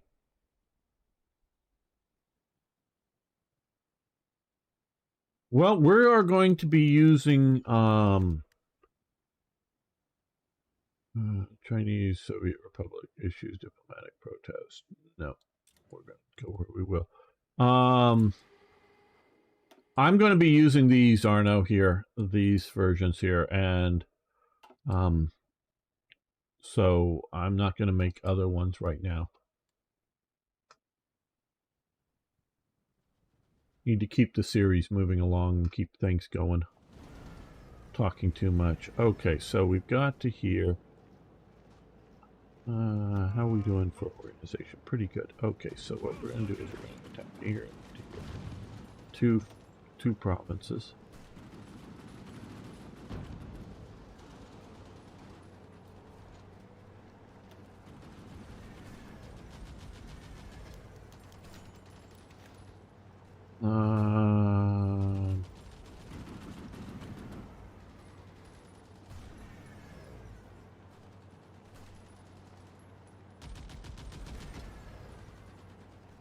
No, we don't care about Yugoslavia enough. And mentioning that, it did make me think. Let's update here. Let's see. We're going, well, before I do that, I want to see. This, yeah, all-purpose one. So I can go over here and look at this. So we are currently producing the C model. So we're going to jump from the C to the D, I guess. Okay, just wanted to know. I wanted to see how much that here disrupts. Okay, some. Not too terrible. Okay, get us some reinforcements into the battles, Spaniards. We are getting air support, and they're getting enemy air superiority somehow. You guys can attack there. Cut that there.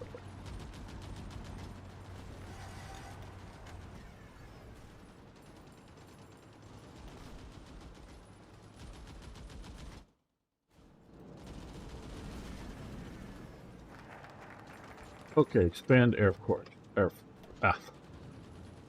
aircraft factories. Wow, I should learn to speak. Military factories, tank assemblies.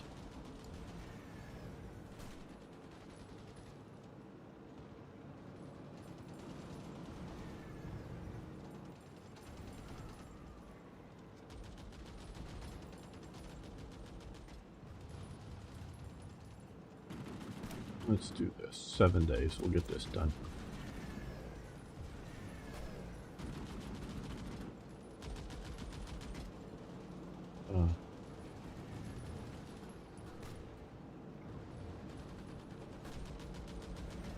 I run soon. Thinking about barbecue later on. Cool. With you guys, but we'll definitely play with. Sure, no problem. Sing whenever you're able to join us. We'll be happy to have you. Oh, certainly. The Panther 1 was the only German tank used in Spain. I know here we'll see some Panzer 2s here. It was used in Spain. It was used all the way up into the invasion of the Soviet Union as a tank. Later on, the hulls are used, you know, to mount other things on them and whatnot. But okay, radio equipment. So yeah, no, the Panzer 1 was definitely used and in very large numbers.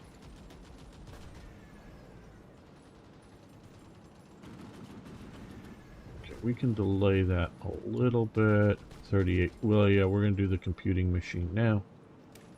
Get that done early.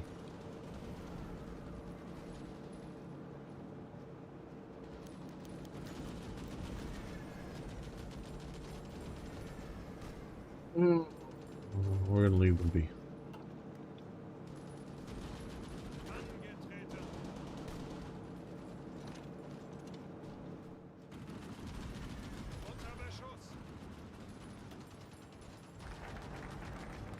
Okay, 7 days. Got that done. Good.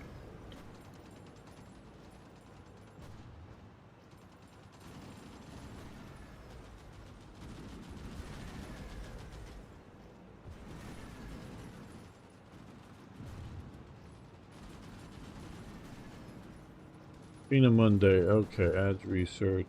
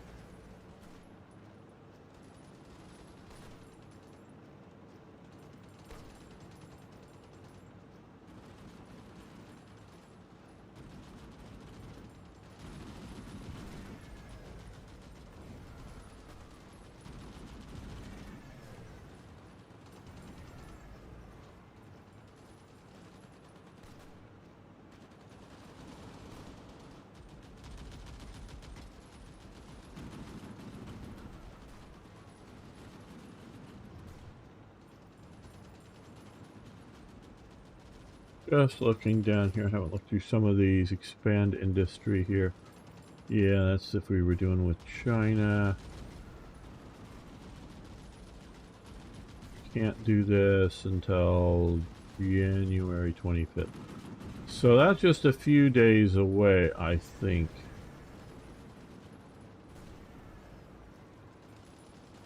Current army strength higher than... Okay, no, we're not... Okay, we're federal... One of the following. Oh, okay, yeah, we can... Okay, so after January 25th. So actually we're going to wait and let this build up for a few days, go across here, then we'll see about getting Austria in.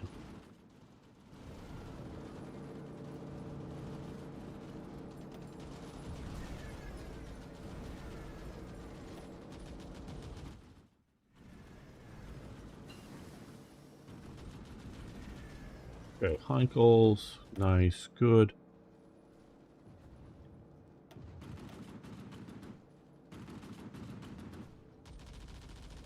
My favorite is down here with the P, that sort of all-rounded shape. That's a really cool shape. Aircraft. Okay, well, we're now in 38, so we'll do this, because I've sort of been waiting to efficiently do that.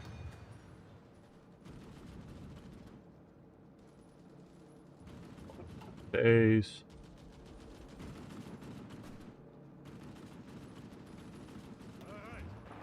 Looks like they're now retreating out. Let's see if we can occupy this. They're coming into the Italians.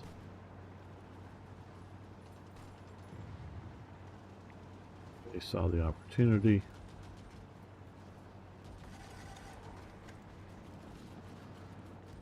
Now I want to go to there. We can cut off this Barcelona from the rest of these guys here, put them out of supply. Okay, so we've got into here. Panzers come in and occupy here, but we can also encircle Valencia. That would be helpful too. Okay, can we do this? Yes. There we go.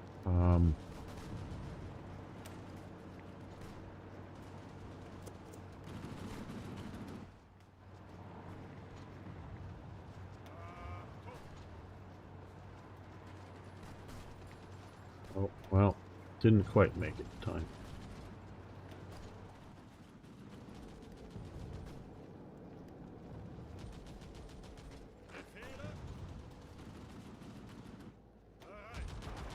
Oh.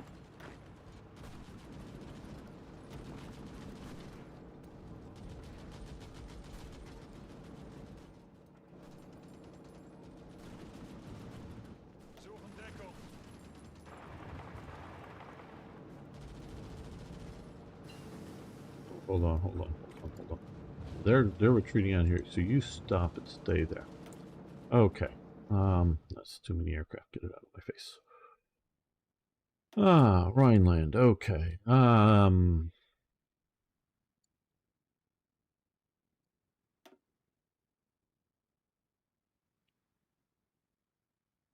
38. So we can do static AI. So we'll do that. Or AAs, not AIs.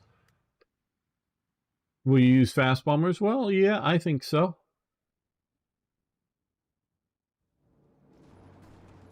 Schnell bomber. Okay. Oh, nope. You got. Okay. Well, maybe he can.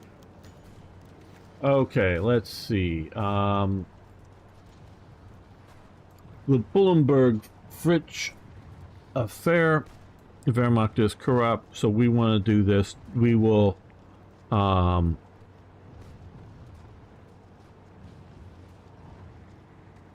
Get rid of these two guys are the most powerful men in the Heer's, the army. They basically control it. If we can get rid of them, we will gain more control over that, so that will help us. Dismissal of von Roth, replace him with Ribbentrop, or do we want to keep him here? Well, let's take a look at that. So political power gain, trade deal opinion, daily party support. We're here. Yeah, Ribbentrop is not a smooth diplomat. Von Roth is. But he is loyal. Justify war games, political power. Okay, yeah, we'll do this.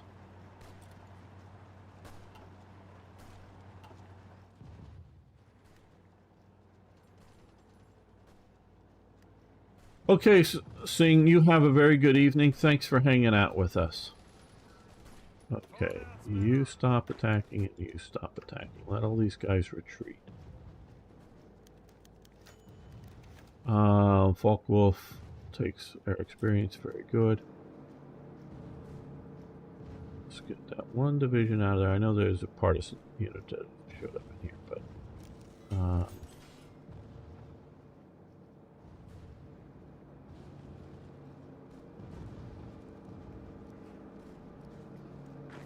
come on, you're getting way overbuilt. Okay. Well, now the Soviets are about ready to show up. Let's go. Ah. We can get another operative. Very good.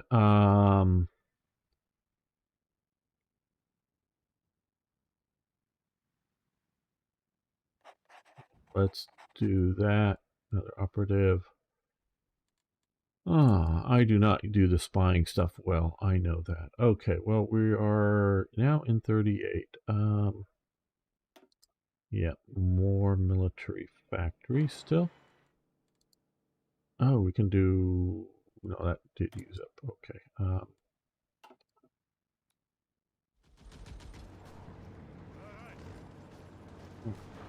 You go here.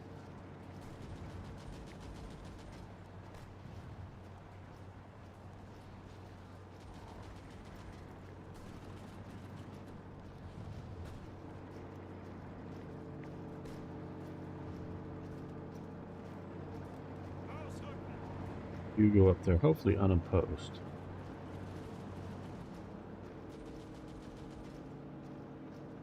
You can get in there and hold that province before these guys can get there and not get cut off. Well, they may still, but that's delaying them some.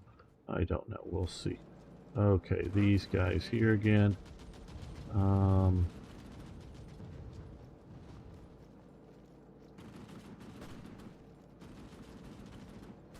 Looks like they're evacuating Valencia. Somehow we're doing a joint industrial policy with... Okay, we're just going to attack Valencia then. Maybe Spain will come in with us. Okay, so now we've got all of these guys pocketed up here. So we're now retreating and they're going to then maybe cut us off here. Nope. We're going to hold there, hopefully. Hopefully Spain will get its act together and get another reinforcement. Oh, the Italians made it. Very good.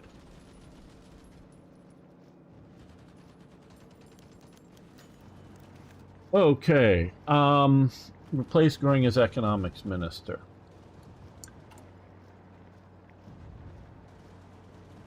With Funk.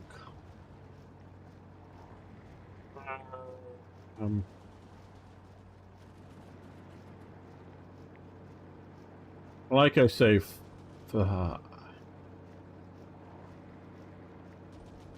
I think this to me is a major criticism of this mod here. That's not the Soviets, it's the Republican Spain conscripts. Okay. Effectiveness within the National Socialist regime and the way it works is the closer you are to Hitler, the more power you have to get things done. So no matter how good you are at something, I mean, not to say that it doesn't matter, but that's secondary. The primary thing that matters is how close you are to Hitler. Now, Walter Funk is, you know, Funk was appointed Secretary of State at the Ministry of Public Enlightenment Propaganda in the summer 30, commissioned Albert Speer for the building of Central Berlin. It was Funk who proposed the new title of Inspector General of Buildings and Resources. In the capital, in 1938, Funk became Chief Plenipotentiary for the Economy as well as Reich Minister of Economics, replacing Helmar Schacht, who had resigned. Schacht had been engaged in a power struggle with the Reich Marshal Hermann Goering, who wanted to tie the ministry more closely to the four-year plan. That's what Reich Marshal Hermann Goering. So what that is saying there, loyalty matters. Well, it's not, no, it's not even loyalty. Hitler, okay. My understanding of fascism is the idea of a planned economy, okay? You know, knowing, you know, figuring out that, okay, every citizen needs a new pair of shoes every year because people walk around a lot in Italy and shoes wear out fast, let's just say. So, and if we know how many men, we know how many men's shoes need to be made every year. So, and we know how many women, so we need, you know, they may have multiple pairs of shoes at home, so, but, you know, a new pair added because you get rid of an old pair or whatever. We're just saying that as a sake of argument. Figure that out. So we know how many pairs of women's shoes, and we know how many pairs of men's shoes. We have a general idea of shoe sizes, you know. So yeah, we're gonna overproduce a little, you know, in a few shoe sizes and whatnot, and you know, so we're gonna plan out the economy. That's what fascism and communism both want to do. Where National Socialism under Hitler, he doesn't want to do that. He wants competition. Now, he doesn't want what he sees as capitalistic exploitation. So he doesn't want a free market. He doesn't want the idea that a business, well, hey, charge as much as you can for this product to make as much money as you can, you know, as people are willing to pay. No, you get to make your appropriate amount of profit, because he does understand, like in fascism, they both have profit motives there, unlike leveling socialism or communism. They both have a profit motive there, so a profit margin is good, but not too exploitative. Because again, Hitler sees capitalism as exploitation, but he does not see competition as exploiting. Okay, so Hitler likes competing groups. That's why you have Henschel and Porsche and the other works, as we can see here, Alket, Mann, Vomag, the Nibelungen works, Krupp, the Czech company, you know, that's who these are, the people, CKD. He wants all of them to go, oh, who's going to design me the next tank? And they all get out there and they all go design and they all trial and they all figure it out to do the next tank. Now, well, I was going to say this is only one customer. Well, actually, there's three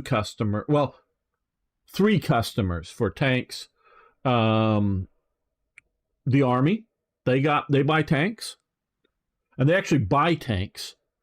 They're not just like the Soviet Union produced and given to the Army. The Army buys tanks. The Waffen-SS buys tanks. And eventually the Luftwaffe, because there are the Hermann Goering division in the Luftwaffe, which starts out as a parachute unit, but becomes a bloated, oversized ground division. Plus, there's a bunch of other Luftwaffe field divisions that buy equipment. So there's three customers, shall we say, for tanks. Yeah, we can talk about sales to Italy, which they do. Panzer IVs and Panzer IIIs, the late models of those and whatnot. But there's three basic customers there. So,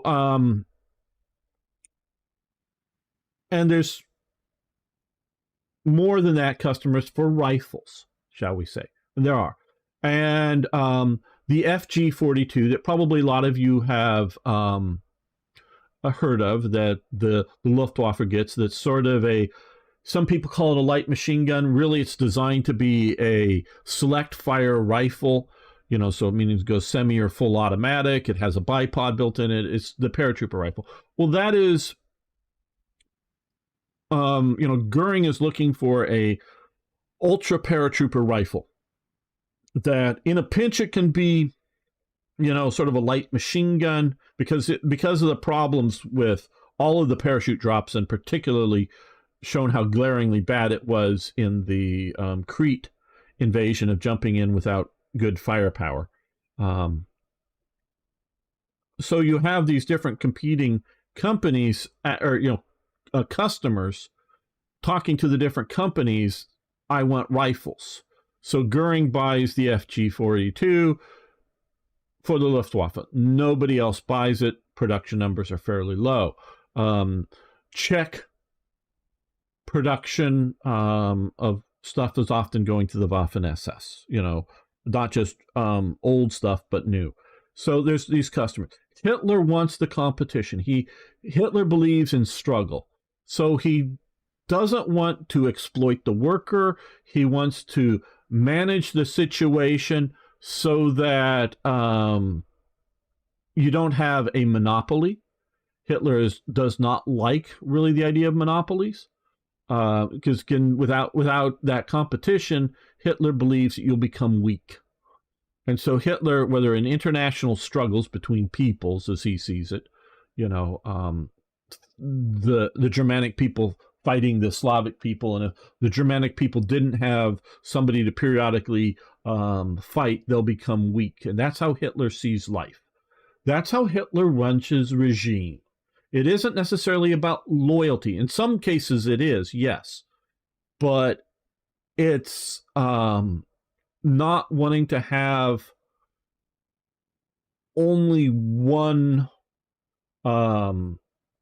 group running things. So you have the I always think better with something in my face. No, here. That's what not or the names because okay. Yeah, here we go.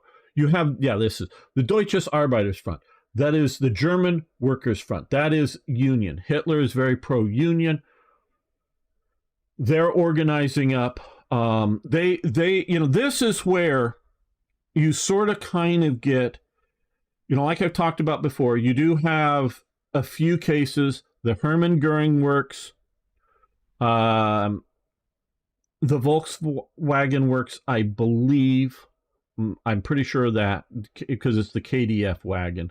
KDF wagon and the Volkswagen are the same thing to me. I don't understand the difference there. But you do have that, and then you also have the Gustloff Works. Those are government-owned works. But Opel isn't. That's an American-owned company. GM, I believe. You have Ford. That's an American-owned company making trucks throughout this whole period. You have these guys. I don't know who's owning the Czech company. I just don't know. But Krupp is a private company. The Nibel, I don't know that because that's, they're calling it Steyr here. That's the work in Austria. I don't know because that may be sort of acquired with the taking over of Austria. I don't know. But MAN, Porsche, Henschel, those are, privately owned companies that, especially see Porsche, making all of those, Dr. Porsche, oh, hey, yeah, I'm green before the green people. So, because the Nazis actually were fairly green, we're going to do these diesel electric tanks. They'll be great. The army's going to buy them. And the army goes, no, but I got 100 of them. We don't want them. Well, what can we do? Oh, well, let's put a, big armored box and put the super, 88 millimeter, the longer 88 millimeter on it. Okay, yeah. So he gets those sold, but the army says, build no more. We're buying no more. And Dr. Porsche, who owns the company, reluctantly agrees. Well, later on, he produces a bunch before they accept it. Tiger II turrets. Nice rounded front, looks cool, Porsche design. We're going to go with the Henschel. But I got 150 turrets over here. What? We didn't approve these, but I got 150 turrets here. Don't you want them?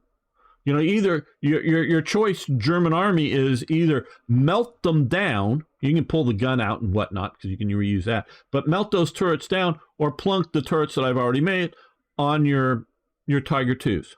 Your army goes, oh, okay, yeah, we'll use them. We need the tanks desperately. You already produced the turrets, so okay, we'll do that. And, really cool. They actually played War Thunder in World War II. Not really. But you see some remote controlled with a cable going to a mouse, the tank, and driving it around. That's it's about like a 3-foot long model that's at least it drives. I don't know if the turret moved, but you could drive around to demonstrate to Hitler, and Hitler really liked the mouse. So yeah, that's really cool. Well, nobody really wants the mouse. He's making a bunch of them. He gets 2 of them completed. They go, no more. Produce these other things, Porsche. This is what you need to produce. Well, he is so convinced and so unwilling, and because he's a close associate of Hitler, he has, I don't know, like 20, they find at the end of the war, holes and turrets, not assembled, but just sort of skeletal holes and some of the road wheels and tracks and whatnot, but just sort of sitting there, that the Germans are in desperate need for armored steel, good quality armored steel. They need that steel for other things.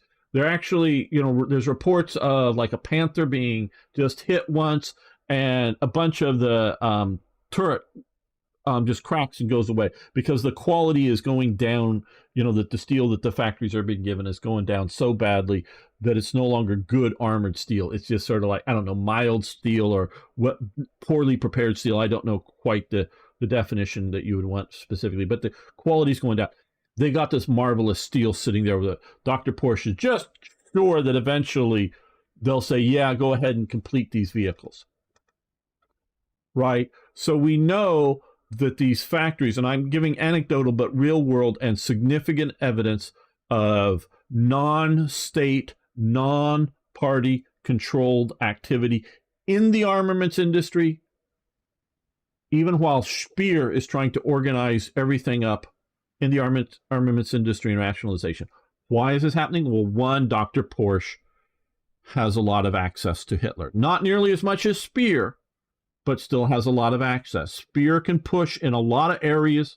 That's Speer right there. Can push in a lot of areas really hard, but periodically he loses. But he has some of the most access to Hitler. He can get into Hitler, and so can Goering. Goering and Speer can get into Hitler unless like Hitler's asleep in bed. If Hitler's having a private dinner, Speer and Goering could walk in. Martin Bormann or any of the guards, none of them are going to say no, unless maybe Hitler's, said, no one comes in under any circumstances. Just under normal things. Even if they're not invited to dinner, there's no place sit there, they can just come down and sit there and chat with the people. That's the kind of level access Speer and Goering have. It's access. And so Hitler wants these competing organizations. Oh, and to get back to the organizations here. So you have that going on, but where you do sort of get, like I do say, nationalization is Hitler is very pro-union. The modern post-war people want to make it that, well, he attacked the unions. Yeah, he attacked non-national socialist unions, arresting a lot of the leadership of the elements of the other unions and inviting all the union members, whether they be socialist unions, or sort of moderate unions, all the members to join the German Workers' Front. Well, there are representatives of the German Workers' Front in every single significant factory. So it's the idea that they don't have control of the factory, but they have a lot of influence. And it depends on who you are and what you are and where you are in the hierarchy. So if you're, Porsche, well, the guy with a very glamorous wife, the head of the, I'm forgetting the head of the, I'm picturing him. I'm just forgetting his. Maybe he's here. If I saw, okay, I'm just almost on the tip. But the guy in charge of it does not have that access to Hitler. Okay, so you have the but this is, the workers being organized. You also have the Reich Arbeitsdienst, the German labor service. Okay, the German workers front, the German labor service. Okay, this is a competing organization. This is basically every male and eventually most females, as the war is pressing things, join this for a few years. This is another organization. It doesn't mostly do factory work, but it is labor. Okay, this is a labor organization. It's controlling sort of labor work. This is another labor organization. It's controlling labor work. Organization Todt is another labor organization. It's also a construction organization, which this is also a construction organization. This really isn't. This is more of labor, but this is labor and construction. Okay, so these three organizations are not 100% overlapping, but do have some Venn diagram, some overlapping responsibilities going on. And this is outside of, shall we say, the SS production complex, which, yes, uses a lot of slave labor, but there's also non-slave labor elements in it that don't have DAF or anybody else's influence. You have also what's going on is during this time period, and lingers on into the end in a way, but is more or less over with the shift into the war, is you have the 4-year plan. So, Niagara's going? Okay. Thanks for hanging out, Niagara. So you have all this competition going on, and Hitler likes competing organizations. And yes, all these are National Socialist. All of them are loyal to one degree or another to the party / Hitler. Obviously, he's eliminated the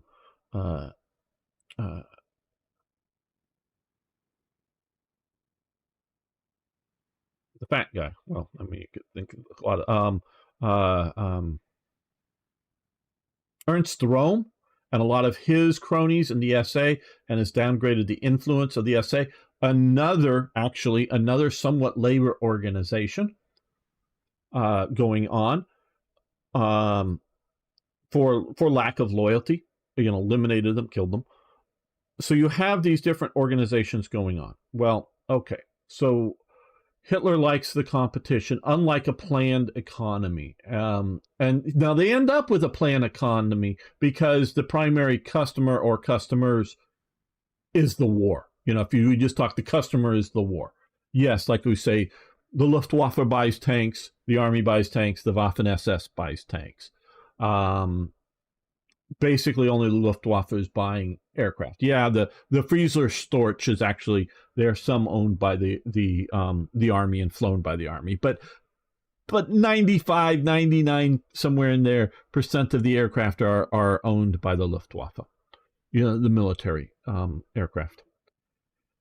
There is still through to the basically to the near closing end of the days of the war. There is still Lufthansa, and there are still some commercial flights flying around. Obviously, as the war is deteriorating, those become fewer and fewer.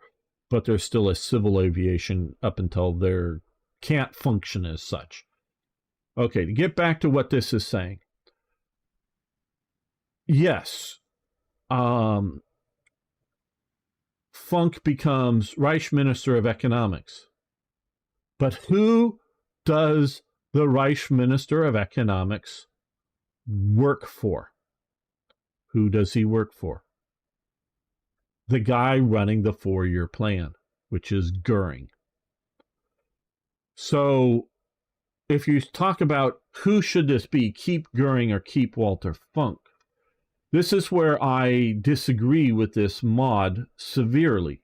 I mean, this isn't like a rage. Robert Lay, that's the DAF guy. Thank you, Pickle.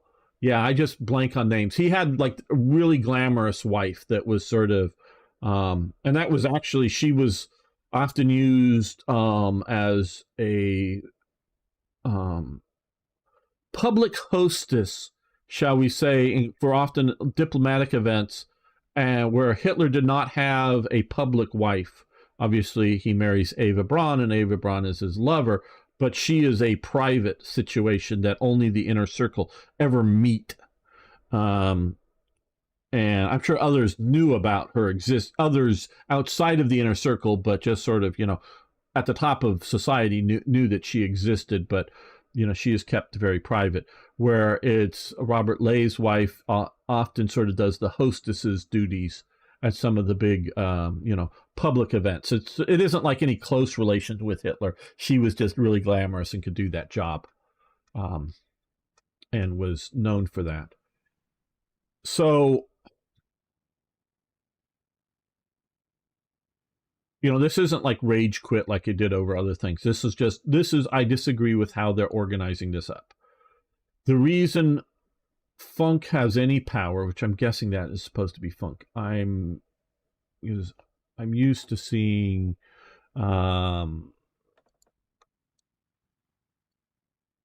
sort of this picture, but I don't know a lot about Walter Funk. I know he existed and whatnot, but he is really, to my opinion, the yes man for Goering. How does a division from Germany during this time, does Hitler order divisions creation? I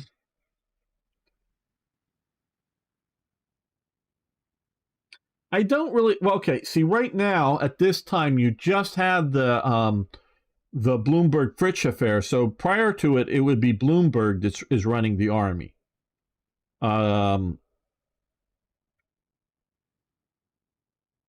Hitler mostly is not running the army at this time. It is, the army is under him. He's just gotten rid of the two most powerful guys that could say no to him in the army. I don't think he's micromanaging it to that level, and I don't think he ever really. He may sign the paperwork for some of those things, but I don't think he's really running them even to the end of the war. So, to me, these should be one and the same. There should not be a distinction between Funk and Goering, because you don't have. Funk has no power without Goering, is what I'm saying. And so I just don't see a distinction here. We get some political power, added stability, remove Goering visors, losing all of that affects factory output, and we get military. We're doing more military factories as opposed to civilian factories, as opposed to railway, but we do get military factories, small arm tanks. Yeah, I guess we will do this, but I really.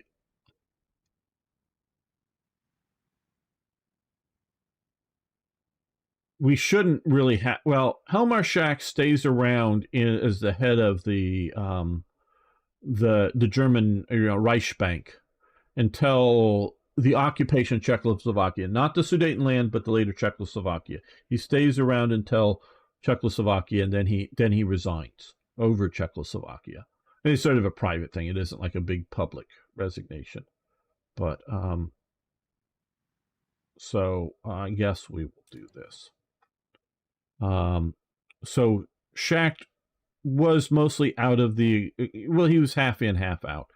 Oh, wait a minute. Oh shit.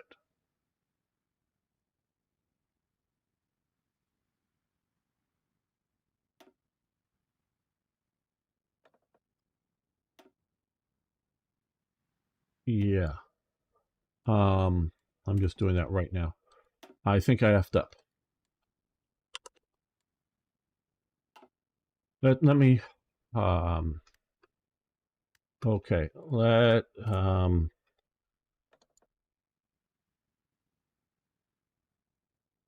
right.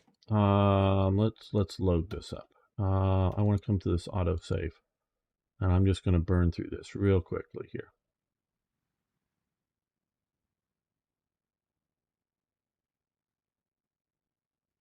I think I remember what happened before when I did this.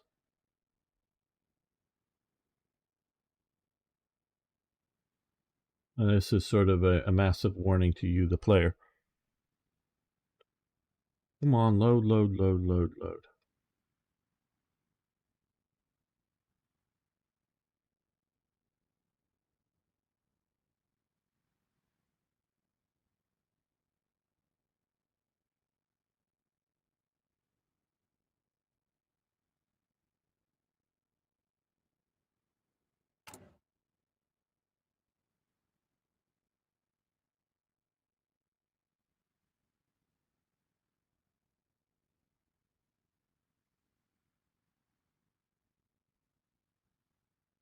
Oh, come on, why are you taking so long? There we are. Okay, okay, let's just turn this up to full speed and go. Okay, yeah, we'll do this. We'll get rid of these guys. Interesting. Yes.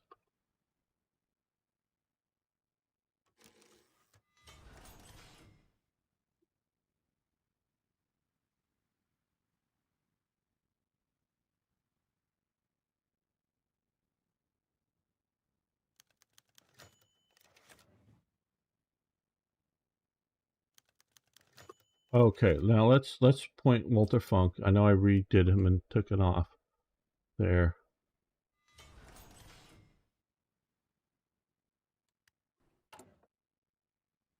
Oh, okay, staying here. Okay, I thought we lost the 4-year plan.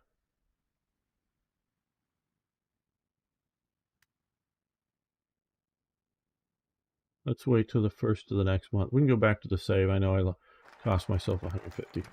Holland Slush, great.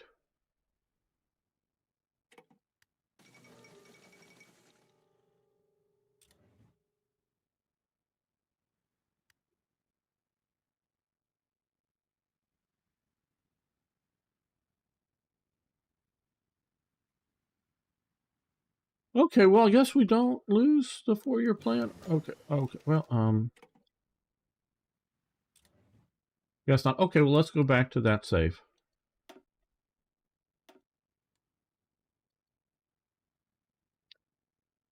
Well, I don't know.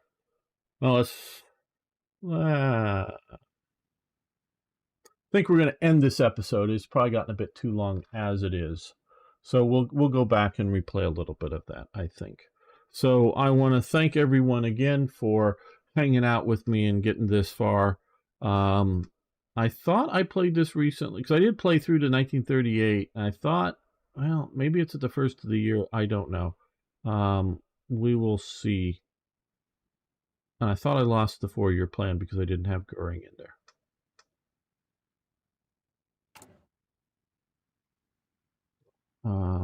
Yeah. So thank you, everyone. We'll see you next time for more, more Hearts of Iron. Okay, come on. We're not even going to use this start. Okay, now I'm going to come back to it because I don't want to, I want to start this over. Let's go back to the, oh shit.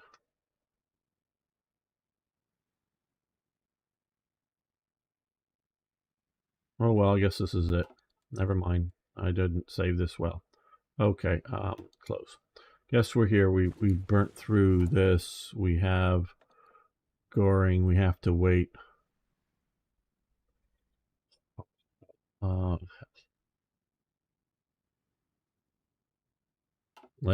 going to cheat it in here because if I was playing on my own, I would just go back and replay it. But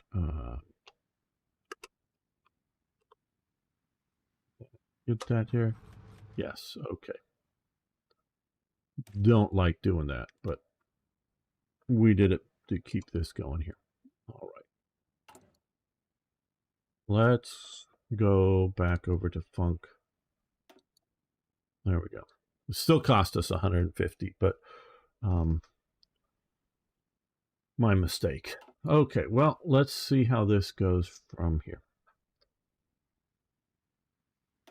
Welcome back, fellow armchair generals. This is Gamer 1745 here with my continuing playthrough of Hearts of Iron 4's Black Ice, and we are playing as Germany and seeing how everything is going. Let's take a look at our decisions that we could do here. We can motorize. Oh no, yeah, we can motorize some divisions. It's after 30, sometime after 37, after 38, after. Okay, well, we're going to wait to get Austria in.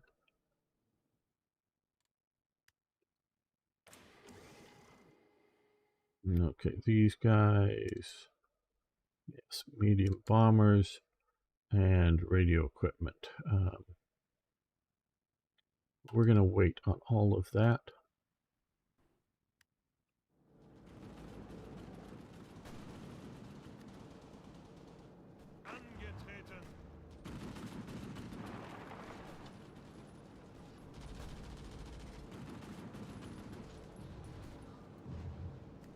We pushed too far into there, so we're going to come back out here, hopefully get organized up. Maybe push straight into Valencia. Okay, we can also increase the number of factories here. And we have radio equipment in production now.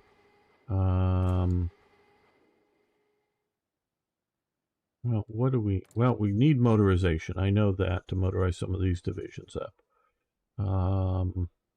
We're starting to make headway against that. Okay. Trucks. Transport trucks. We could use some more transport trucks. So let's... I think we have some in production. The Opel Blitz, so let's put in that. Yes, we know about the medium bombers.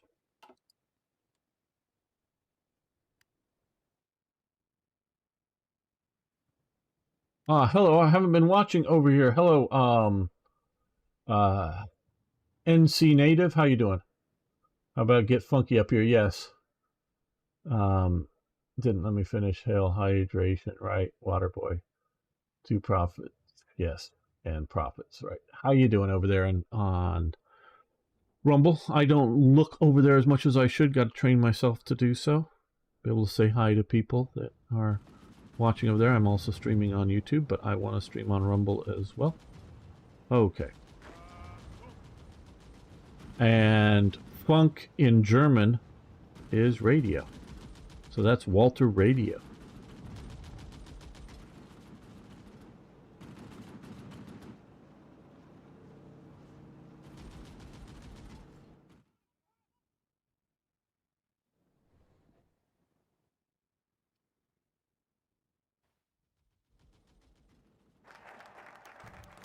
Okay.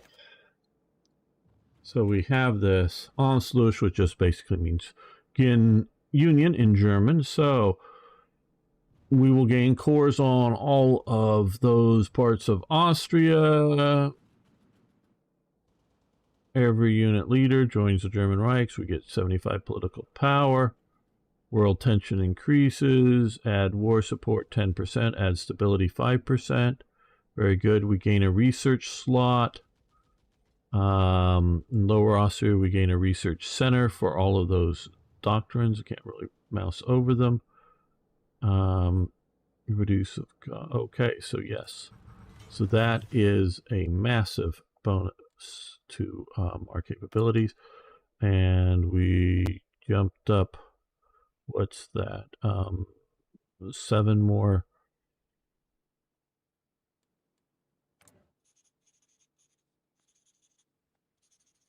in factory lines. Okay, so we'll do 1 more horse transport, 1 more heavy artillery transport, or artillery piece there, and another horse transport. Very good.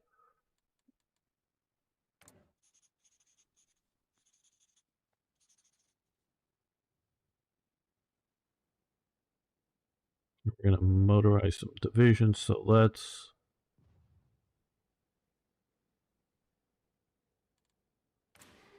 Let's do, well, we can do a heavy truck. Let's do a prime mover.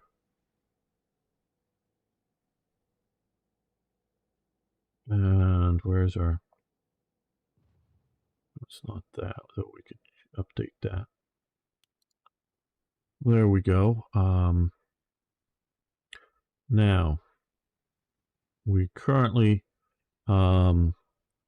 we have production capacity of 84 for aircraft, and we're using 60. So we can produce more aircraft than we currently are effectively. Let's see where they, okay, the Heinkel. So we're going to leave this in production right now. We're going to jump over, we're going to skip the next model just because I guess I'm just going to presume that this is good enough for Spain, and we want to keep the production going there. But I want to, start a Stuka line of production.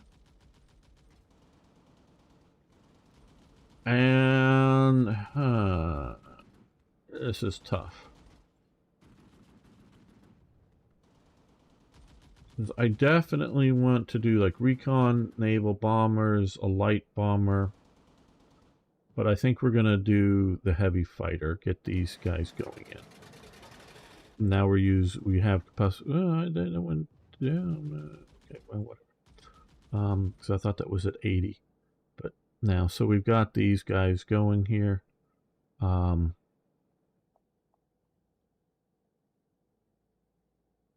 This, we need more rubber. Okay, so trade with somebody, whether it's the Dutch East Indies more from there or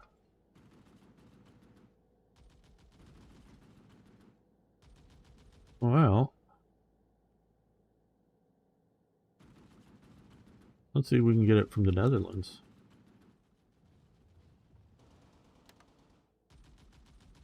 There we go. We may shift some of the others over. Okay. Now we have Lower Austria here, which will allow us to research a lot of things. I'm still more of an technological and industrial research, political power, base stability 2%. Okay, 77 days, we need that. Get that going. So another research line is opened up. Hello, Chris Kraz, how you doing?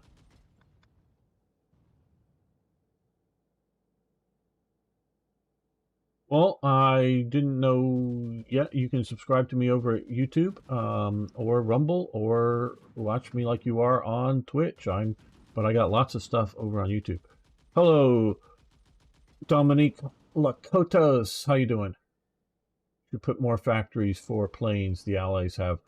Yeah, I'm sure they have lots of fighters, and that's why I'm heavily building fighters right now. I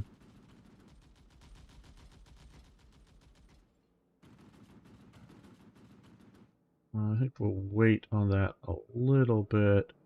We're not going to press claims on Tyrol, which will anger on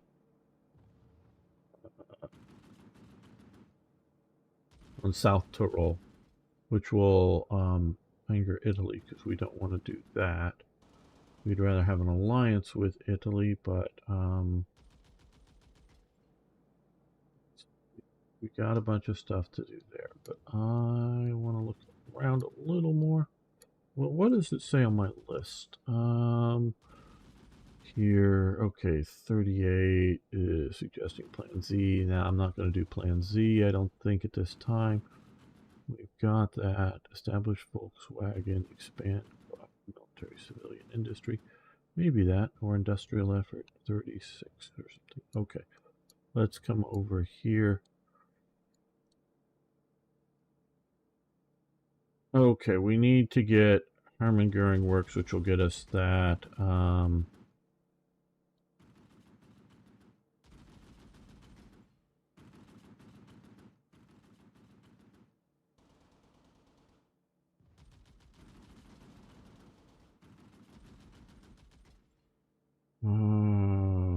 industrial effort?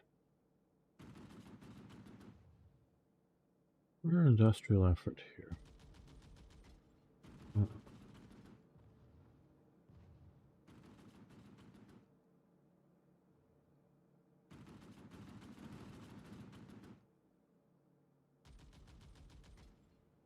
Okay, oh, okay, it's after. I think this is maybe what he's meaning. Artillery factory, small arms.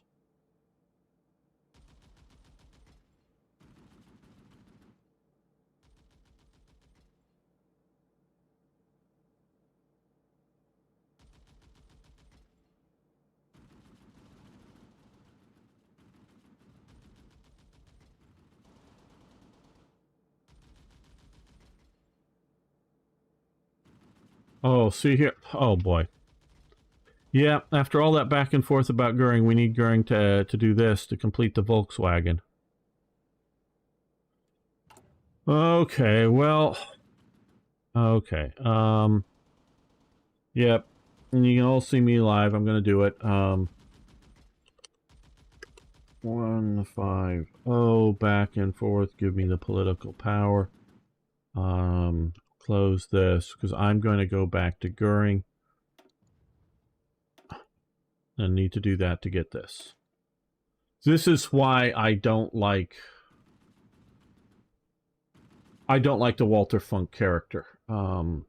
He is a flunky of Goering, and that is where he should stay. And not as some sort of independent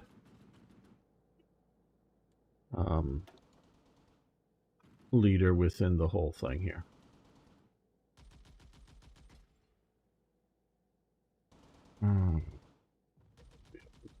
Well, what do we...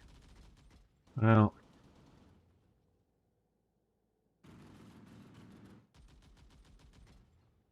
Let's do that.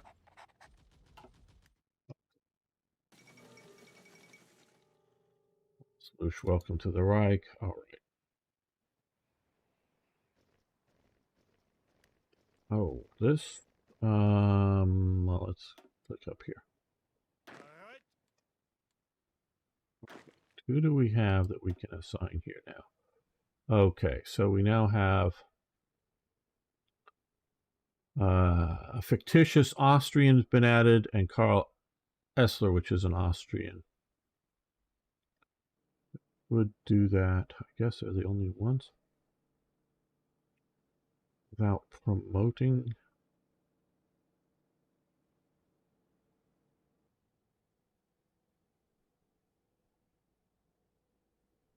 Just give me real field marshals to do this instead of this guy. And Karl Essler was never a field marshal. Well, whatever. Yeah, this is why I get unsatisfied with things. Angetreten. Ausrücken. Angetreten. Angetreten. We'll give him the title.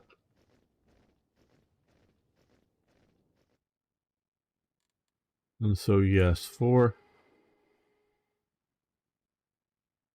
I do have a fair amount of fighters in production with a bit of an excess here of 60. And yes, I should have more of everything, I would say. But to squeeze on them, German pressure. Irrelevant. Okay. Okay, we just got that. Those are way ahead of time. We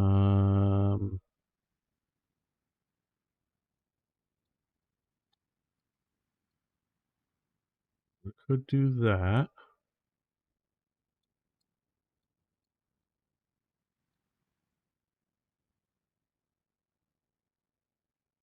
Yeah, regimental doctrine gain when training.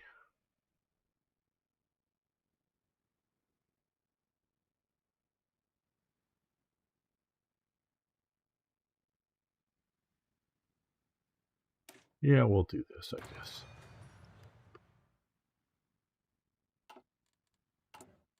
So that's some of the reason Reichswehr Hermann Goering, and what is why we need Goering in there. And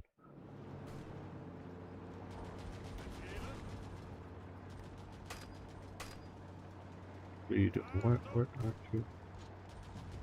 Ausrücken!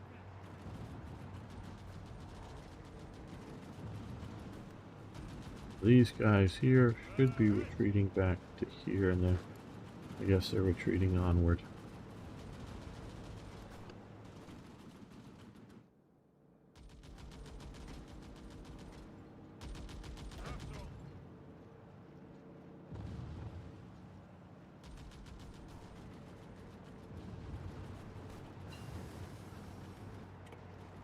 Okay, the E chassis.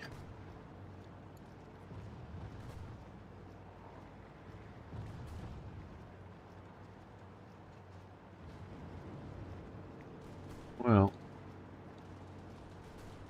yeah, we could do this, improve tank armor.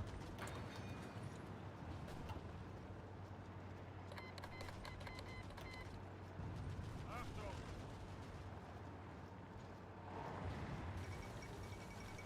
Anglo-Irish trade war ends. Chiang Kai-shek asks for mediation. Surely peace between China is a good thing.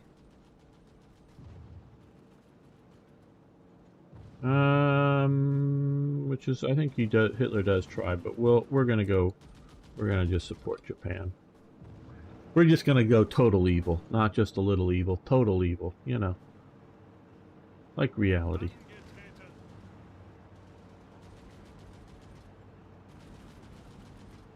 Bereit! Okay, they've got one guy in Valencia. Yeah, there are some fortification, and it is urban. That's why we're gonna wait for the army to show up.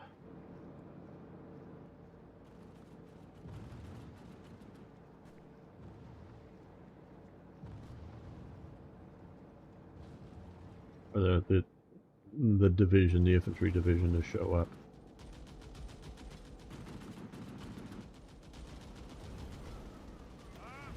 Guys, you don't have any organization. That's because you don't have any supplies. Okay, well, maybe the Spanish just get to take care of that. Okay, you guys are stepping up. Go.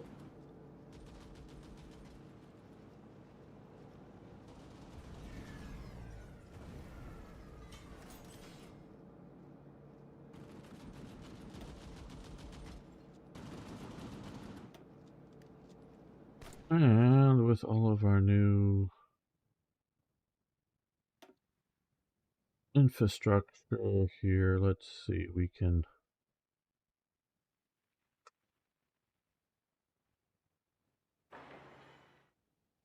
do that, get more.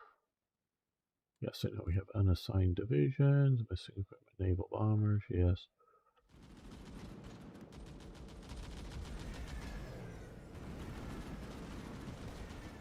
Achtung!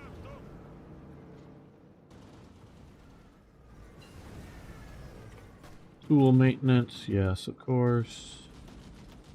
You need to maintain your tools. And the reason I haven't done this is outside of fighting in Spain, we have not really having, well, stability is good. Chance, it's not nearly as important.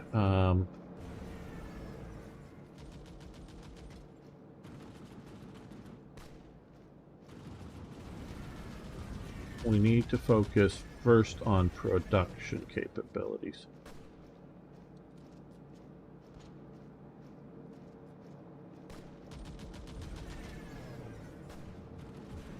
Railway construction speed, stability, civilian fuel consumption up, down. Chemical industry, synthetic fuel, construction speed, factory output. Yeah, let's go for that. I like that. Achtung!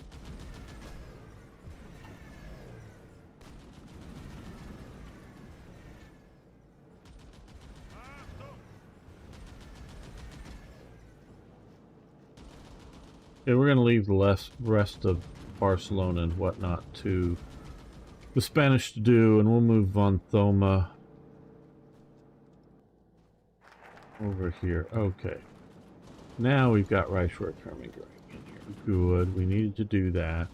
Should have done it before, but at least we have it now.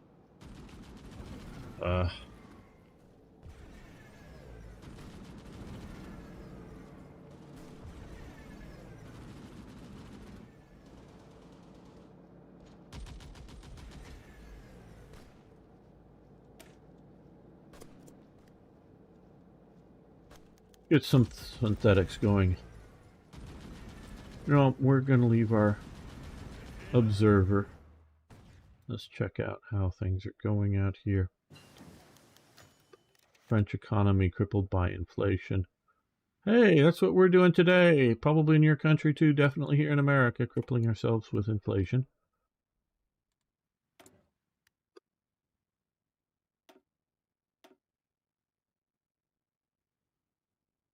Okay, so we're still in 39. I don't think we're going to build these 8 Heinkel fighters. I think we're going to go with the fast bombers next.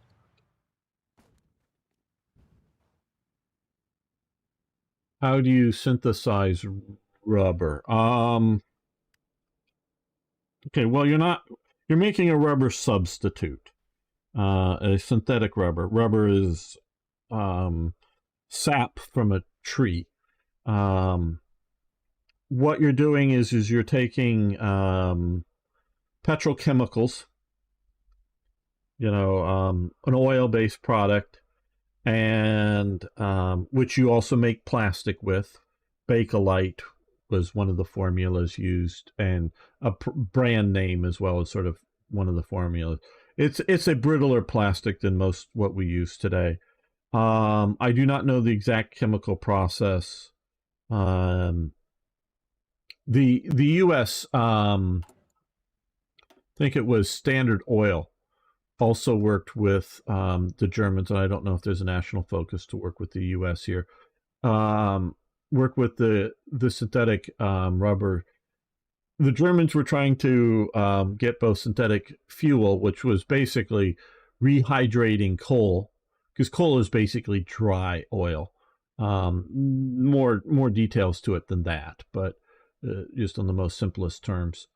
And the U.S. was unconcerned about that because, yes, they had lots of coal, but they also had lots and lots of oil. We still do. But we don't have access to rubber in the United States. And even before the war breaks out, the Standard Oil realizes that a synthetic rubber made out of an oil product would be very useful. Okay, we're going to put you on trains and get you over to here. Get you there quick. Or relatively so. Improved tank design, very nice. Okay, so we've now got Valencia. Let's take a look at the supply situation. It is a supply hub. So, and we have connections through some of these places here to Valencia. Very nice. You can see how this is being supplied. Good. All right.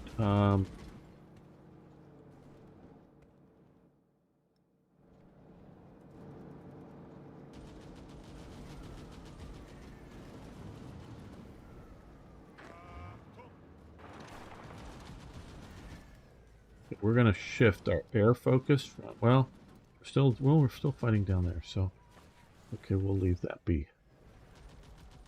Hello, Ari. Well, I don't know how long well, they probably won't go away here. Japan is doing well, but not that well to actually get rid of them, though. We just got that. We're gonna let's come over here then.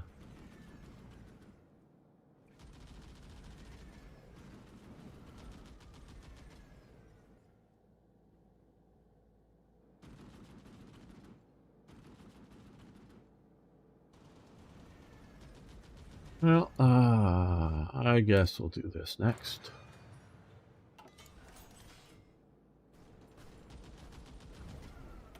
And we can increase. All right. Well, now we're getting some synthetic and some rubber. We can't quite build that yet. We're going to get some steel mills. We don't have... Right, you know what we're going to do, though, is we're going to start building the west wall right now. That will take up some of our factories here. Okay, embargo. I don't care about them. Okay, even with that, we'll still have some more. So let's do one more civilian factory. Yeah, we can stick it there. With this, we now have...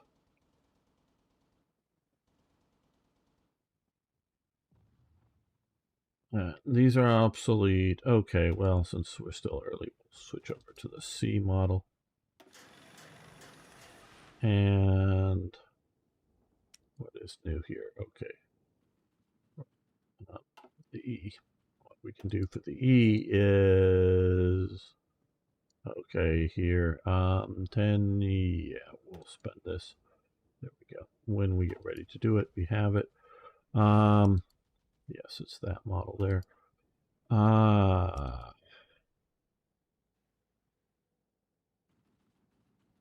So we've got Stukas.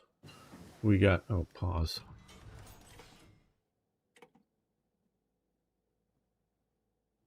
Heavy fighters. We'll get some. I don't know why these guys need rubber if they're float planes, but okay. Yeah, I know there's rubber gaskets and whatnot.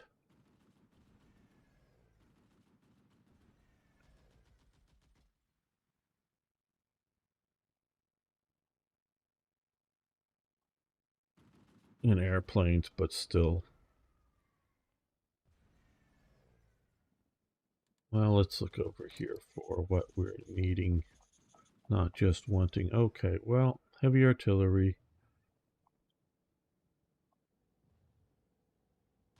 Transport wagons. And we're not building any assault equipment either, but we have some.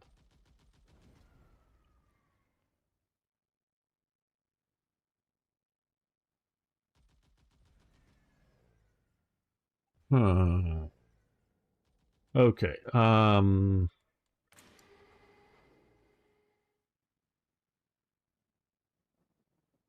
Let's do wagons. Where are wagons? They're here somewhere. Here they are. One more. One more factory there.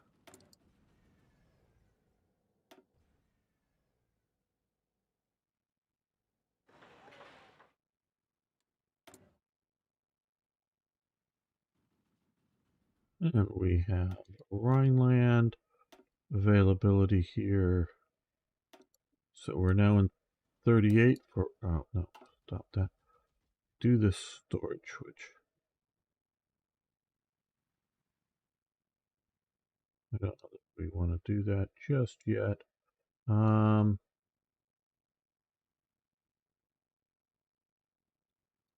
will be a major development there.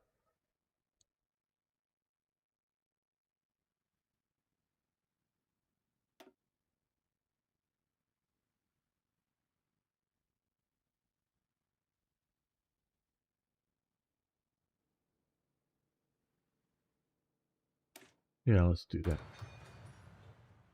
And an all-purpose one, and yes, I normally come down to here for my all-purpose. Okay, fuel refining oil plant, coal liquefaction.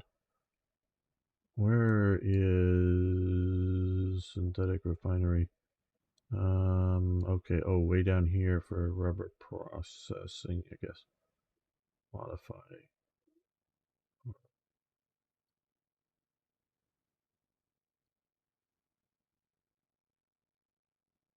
Improved oil plant. So we need, well, they want this, so we need this. So let's go with this. You could form a new mountain division. Yeah, that was one thing I probably wanted to do here. But yeah, we got a bunch here. Okay. Yeah, we'll do some of those. Just okay. Okay, we're going to form. Oh, we spent way too much on these guys here. I'm doing the non-motorized ones. Form the 45th Infantry and the 41st. Okay, so we're doing all those. Okay, that pulled the one off, and now we're going to put him. Let's look at this order of battle template. Okay, that's pretty good. Need a lot of equipment here, but yeah. Achtung!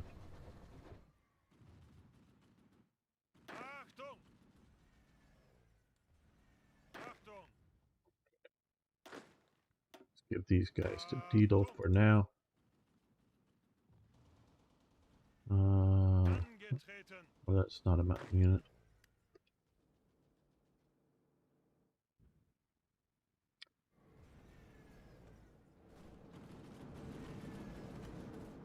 Okay, so we push down to here. Yeah, the Spanish can hold this. You come up to here. Angetreten! You come to there, and you come to there. Let's see about doing that. See about getting ready to push a bit more into the center. Again, let's take a quick look at supplies. Okay, yeah, we'll take the 3rd Mountain Division, the 44th Infantry Division.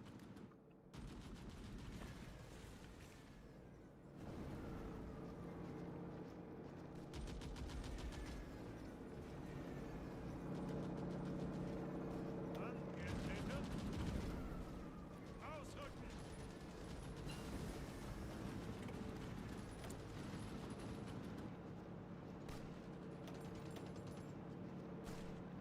Okay, well, I'm not going to push here on things, so I think this is my other option. Fighter Ace Initiative formation, air superiority mission. I'd rather do this. I know it's way in ahead, but let's push it there. What, get Signals Company? Yeah, we could see it. Yeah, we have HE 111s, but they're the earlier models, Niagara. Do you think if you do well in the war early on in BICE will be a contender for the multiplayer game? Well, we could do that. I want to see. I'm at least going to play single player until we do the invasion of Russia, and I want to see how that goes. I don't know if Toyjet really has the time to make the mod that he wants to sort of create the surrender conditions of our World War I game that ended early to then start World War II from that point. It's a lot of work, and I think Toyjet could do it. It's just I think it's a bigger project than he knows. But if he has the time to do it, I don't know. Achtung! As for the next, and if he does if whenever he gets that done, I mean, well, within the next, 6 months or so, we'll definitely play his whenever that comes. But yeah, this could be either as a co-op playing Germany or as a competitive multiplayer we could see.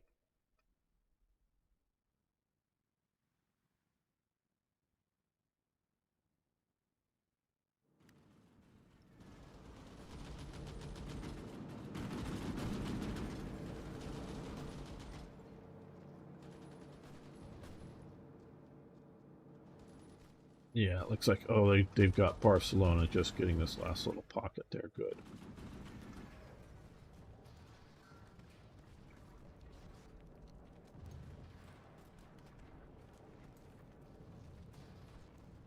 Yeah, it looks like we have too many special forces right now. Oh well.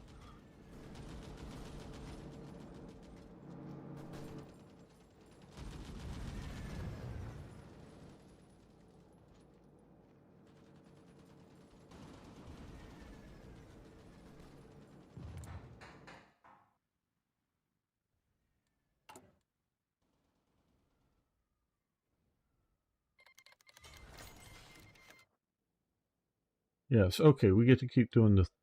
Yeah, I do this 4-year plan.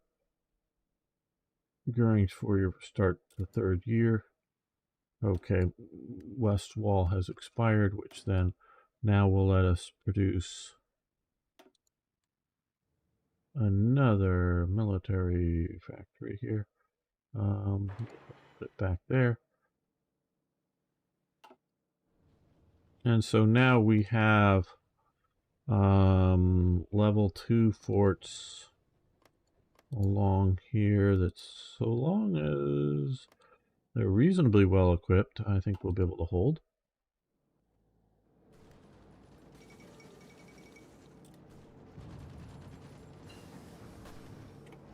Consumer electronics, good.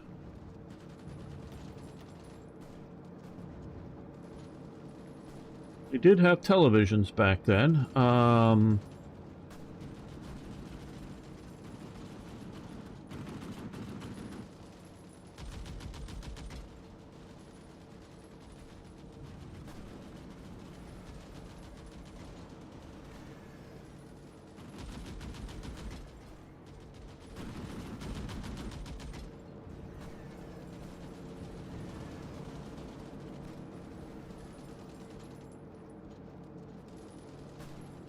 Infantry radios.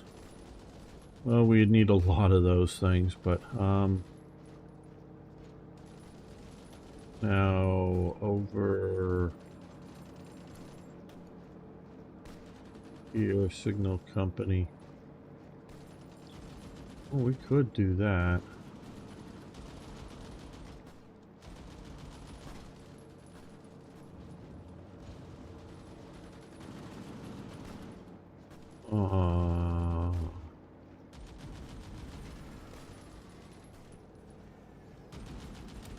Yeah, let's do this.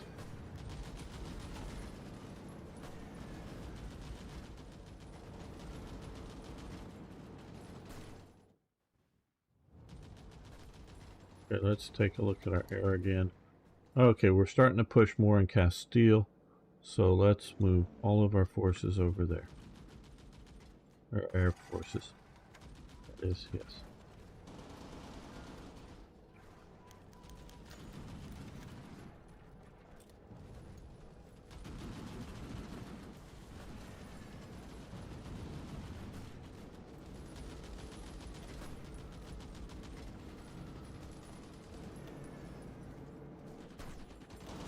Well, if Spain would just join some of these attacks, we would do well.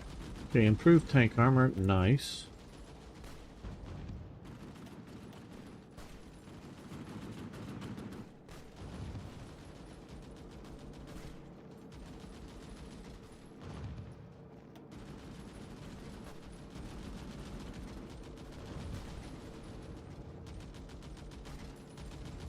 Well, I think what we're going to do here is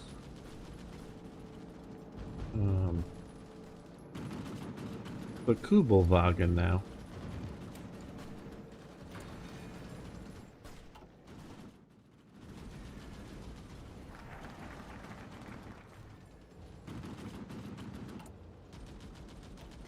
Very good, we got that.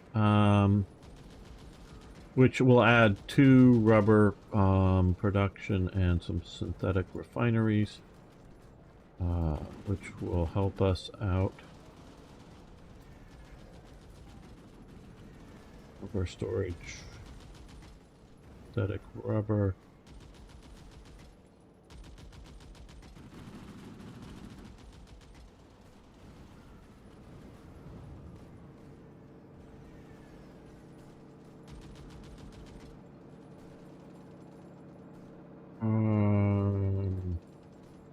21 days. We'll do that first. The H-44. I'm guessing that is an aircraft. I'm not 100%. Oh, let's go back to... Let's go to an all-purpose one. Let's see here. I'm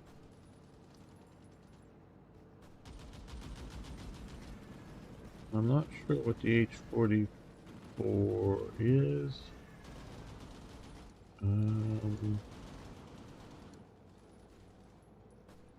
Oh, battleship. Oh, I'm not even going to try. Why would we? What do we want with that? What would we do with it?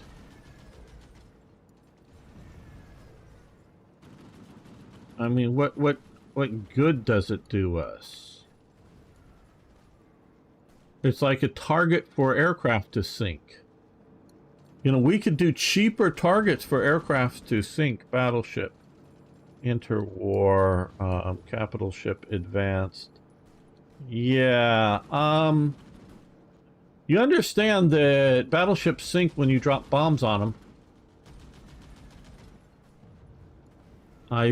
And over here, ship, holes, Bismarck, Hindenburg,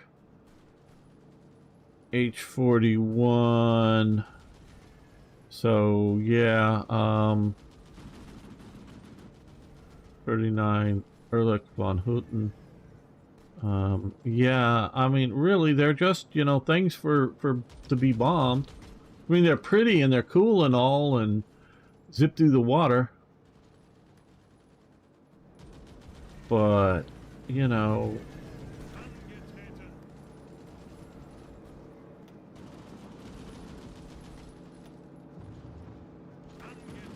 why would we build it? You know, it seems like if I were to do what Arno wants me to do, I'd just sabotage this game. Is that what he's trying to get me to do? You do know that one of the things closest that I really, really want to do is play a good war against the Soviets, right, Arno? You do sort of understand that?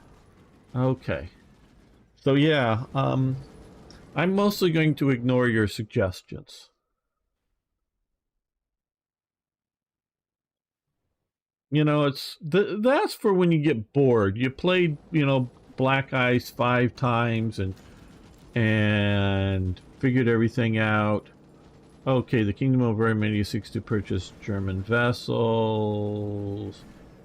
We will receive off-map payment during construction. Okay, yeah, we'll do that.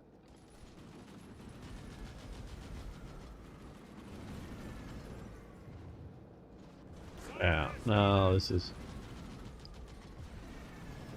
Well, the subfleet, we are... How are we doing here? We are still building... We're building some subs, as you can see here. But we're still building through the Hipper and the Scharnhorst class.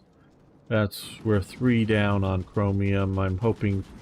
I haven't done it because right here, July 1st. So in a month, we will get done with the Admiral Hipper class, whichever one this is. That may actually be the Admiral Hipper, I don't know. That'll get us the 3 chromium here, so we're not going to do that to then get this thing going a little bit faster. And shift the rest over to submarines.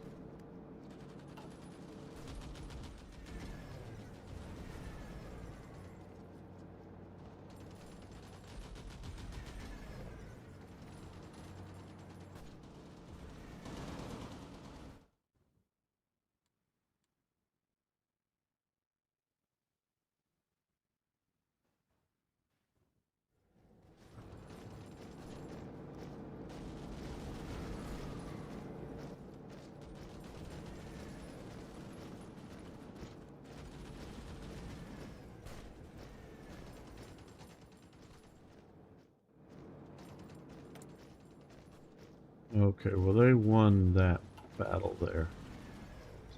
But fortunately we're in good supply, so we're going to be reorganizing very quickly here. And we'll try again, maybe with Spanish help this next time. Oh, well, we have max air experience. Wow. Okay, good. So what we should do now with max air experience is find something to spend it on here.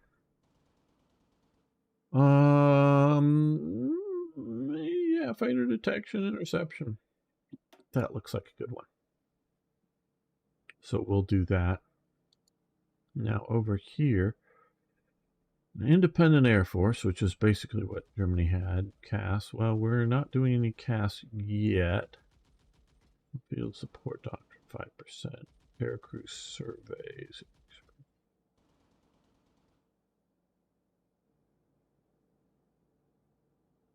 Well, yeah. We'll do these two. And more production here. Okay.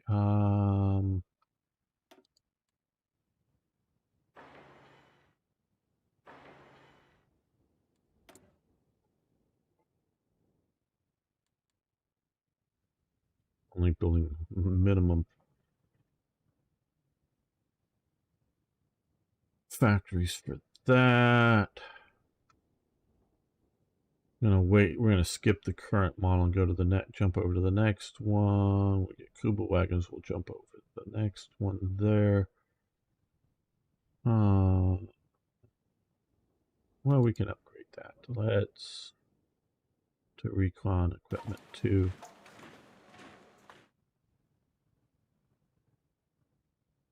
How are we doing for trains? No. Trains needed, stockpile. Okay, yeah. I think, though, we're going to actually build more trains. Get that going. Will you make the Jagdpanzer one? I'm not sure.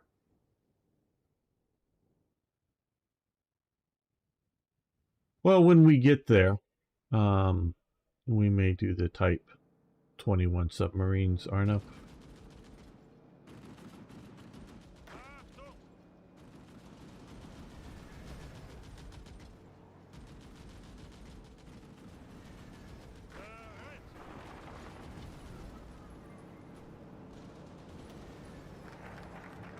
Okay, IG Farben, very nice. Okay,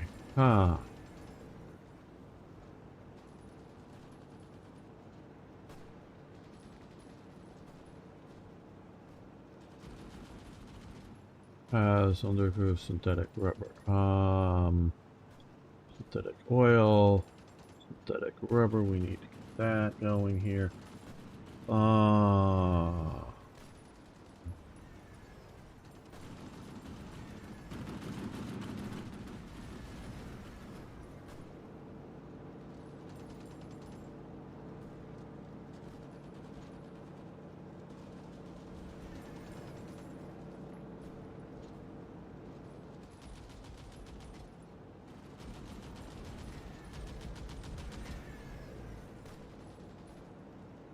Well,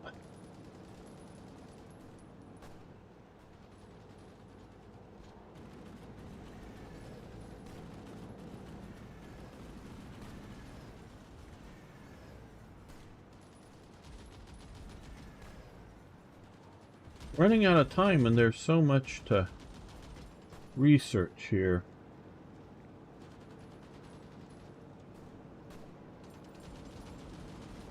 Okay, well, 28-day research E or E. Let's see, what are we currently? I think we've already sort of bypassed. Just take a look here. Okay, we've got the E, so it would be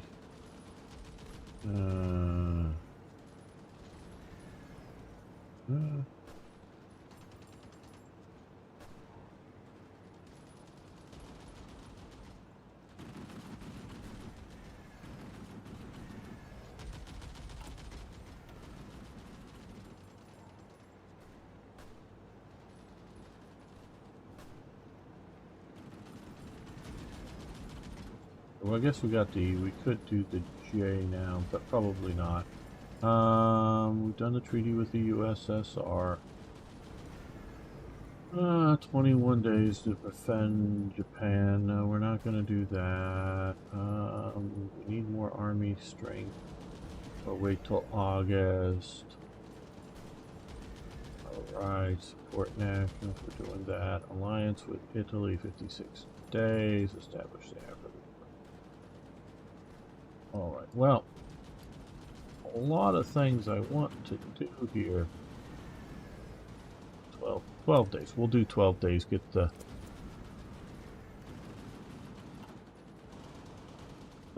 focus on the pan. Well, we need to do Panzer 4s and 3s. Diesel-powered emergency pumps. Very good. That's some of these naval things here. Let's look over here at submarines. Okay. Yeah, let's make sure we can do big enough invasions.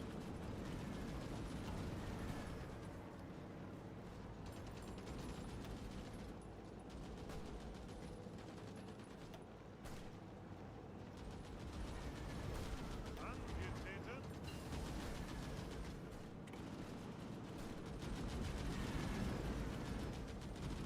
Ausrücken.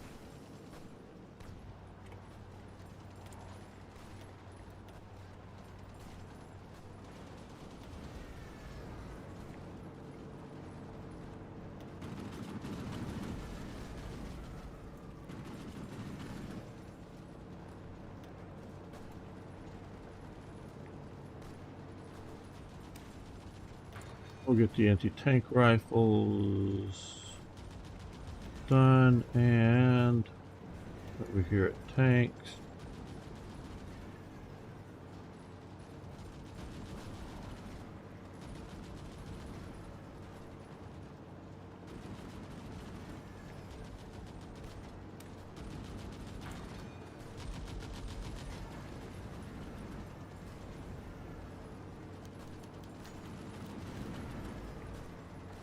Alright, industrial policy, Belgium, how nice. Okay, so we got into there, they're going to retreat, but these guys hopefully will come in and hold whatever counterattack. And these guys can come in here too and add to the holding.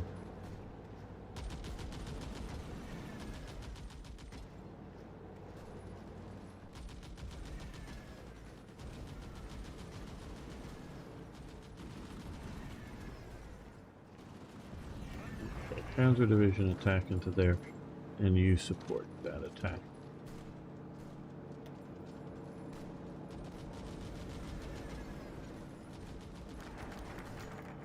Okay, Fallschirmjäger is very good. Why we have pictures of SS guys there, I don't know.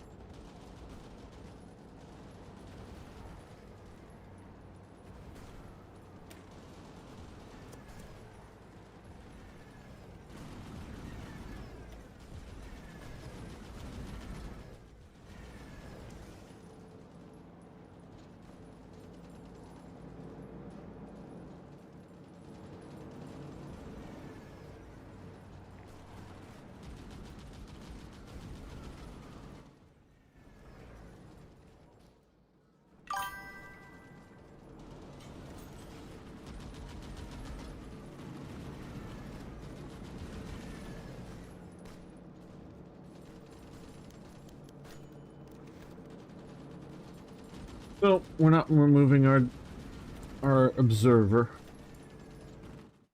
Okay, well, yes, we have those improvements there.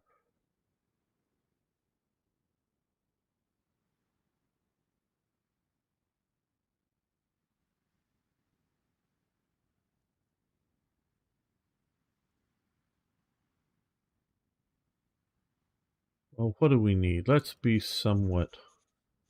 Oh, paratrooper equipment. We need paratrooper equipment, see? Don't think we have paratrooper equipment. Let's produce some paratrooper equipment. Where... There's paratrooper equipment. Okay, get that coming.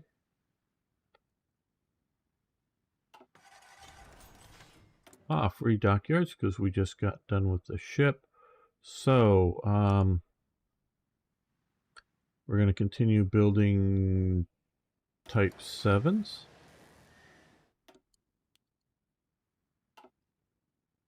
There we go.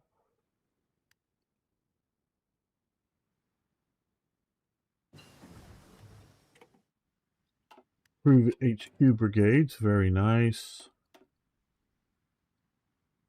So that is this one, which gets a lot more command power maximum and things, so that's good.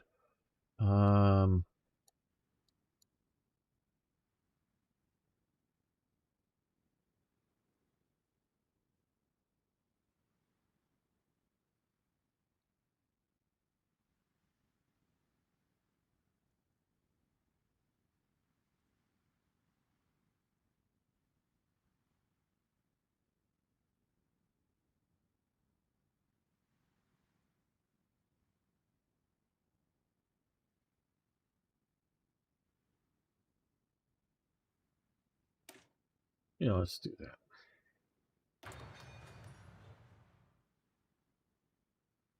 E and F. I don't know right offhand for the Panzer IIIs.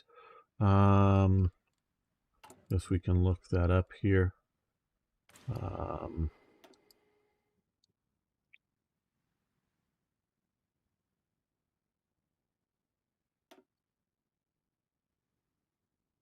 Okay, I think the E has the 37 millimeter gun and the F has the intermediate length 50 millimeter gun, and this is the long 50 millimeter gun on the J.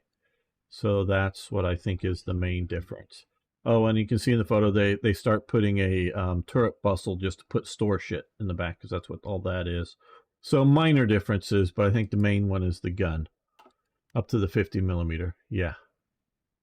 Hello, MMDB. Thank you for that little bit of stuff. I just don't keep all that information in my head. There's so much. So many details to World War II. Okay, we can continue pushing with you there. These guys can push. I know you're retreating, but we're going to push anyways, just to make the garrison unit.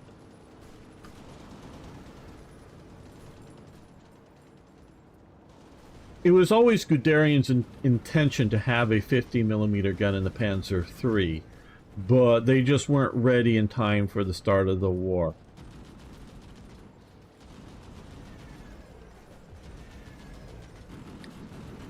So they didn't have it. But it was the turret ring, the turret size was all set up for a 50 millimeter gun.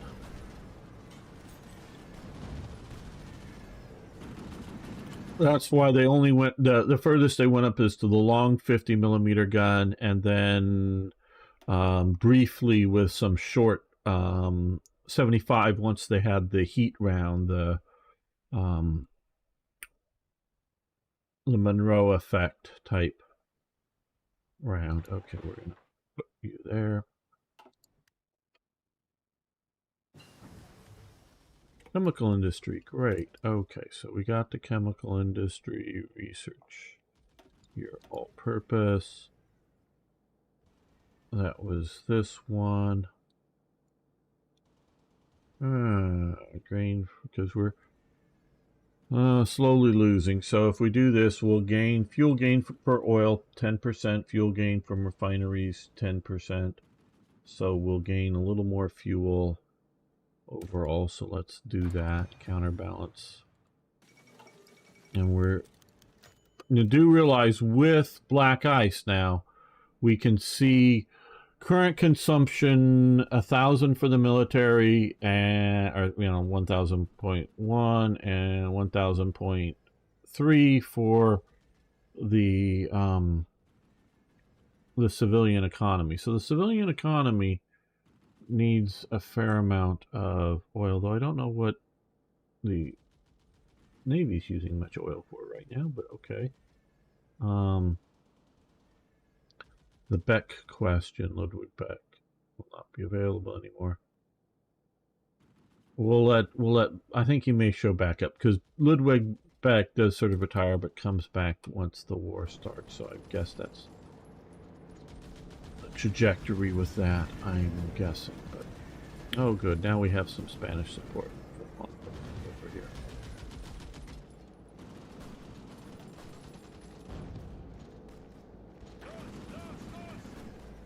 And Guderian is doing well, gaining some nice traits here.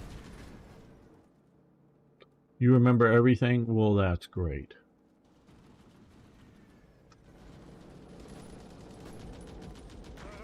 Well, you can move fast now. Overrun and push, push, push. So when he gets there, well, you may actually, oh no, you're gonna, but he'll be weak. Foreign volunteers. Oh, more other weak forces. But still, okay, one's already pushed. Okay, good. We've got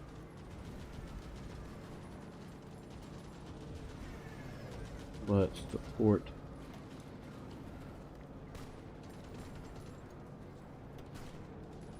No, we're not looked on the right one. There we go. Support that attack. The Panzer's moving in.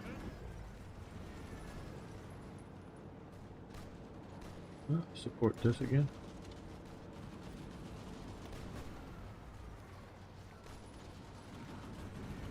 Okay, good.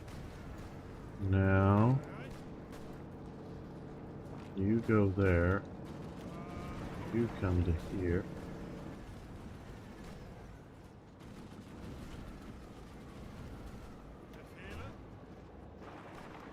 You attack there.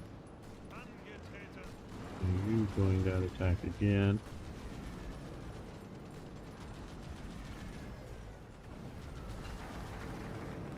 Okay. National Labor Service and computing machines. Oh, very good. Yeah, I think we need to do this. We gotta continue the synthetic plan.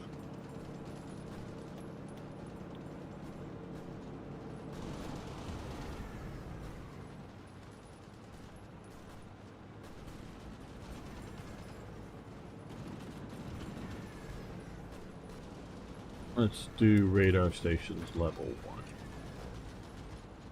Who is better in terms of skill, Monstein or Rommel? In your guys' opinion, and Gamer can respond to. Sure, I'd love to hear what everyone. Hey, hello, folk. How you doing? Might be better to retain Beck now. You need 150 to hire Hodler as chief of staff. Well, I didn't even think of that. Yeah, it might have been better.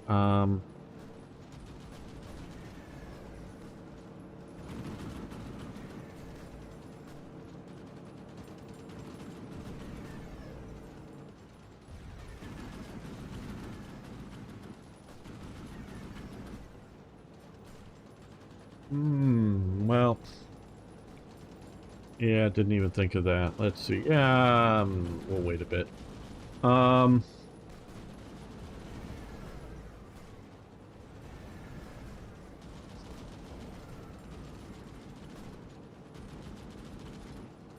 My top three German generals of World War II are Guderian, Monstein, and Rommel. And that's sort of how I would rank them. Though it's close. And I can move any of them up or down one or whatever. I don't see better strategist. Rommel is a better tactician up to corps level up. Well, see, we never really see Rommel at a higher than corps level, because even when it's sort of Panzer Armee Africa, he's really just still sort of corps. operations, and Panzer Armee Africa, you know, is on a, you know,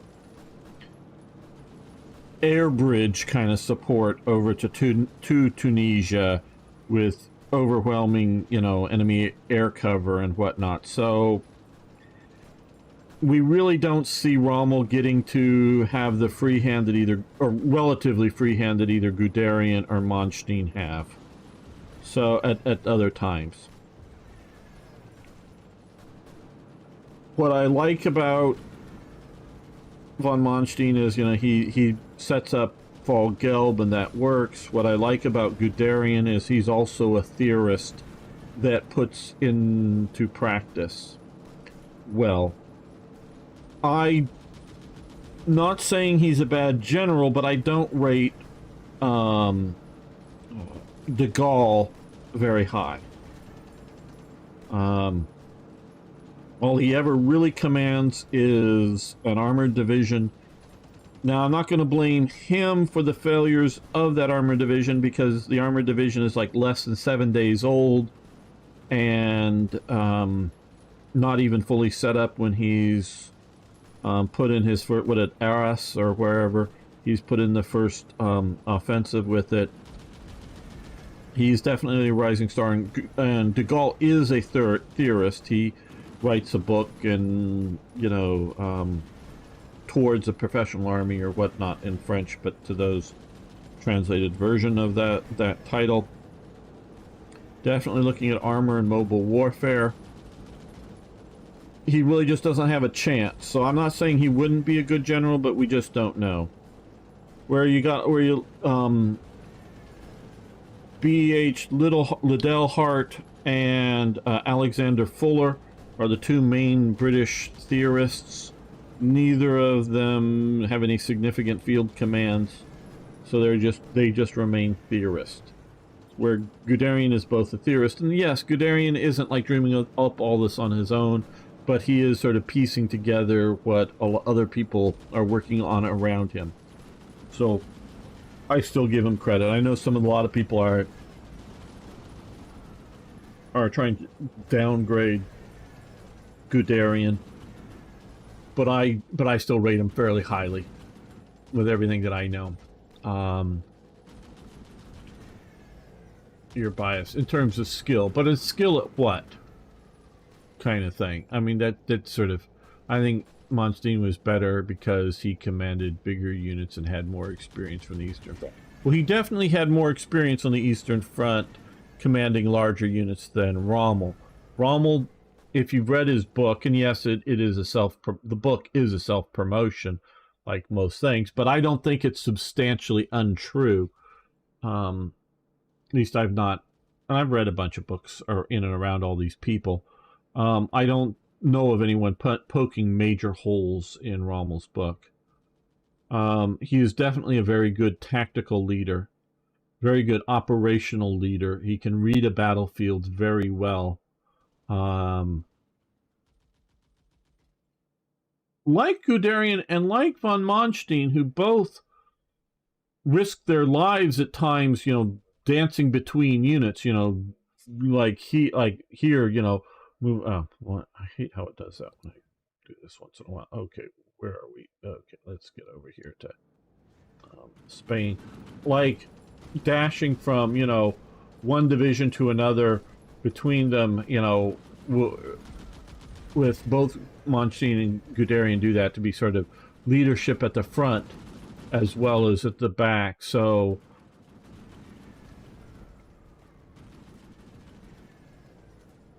you know,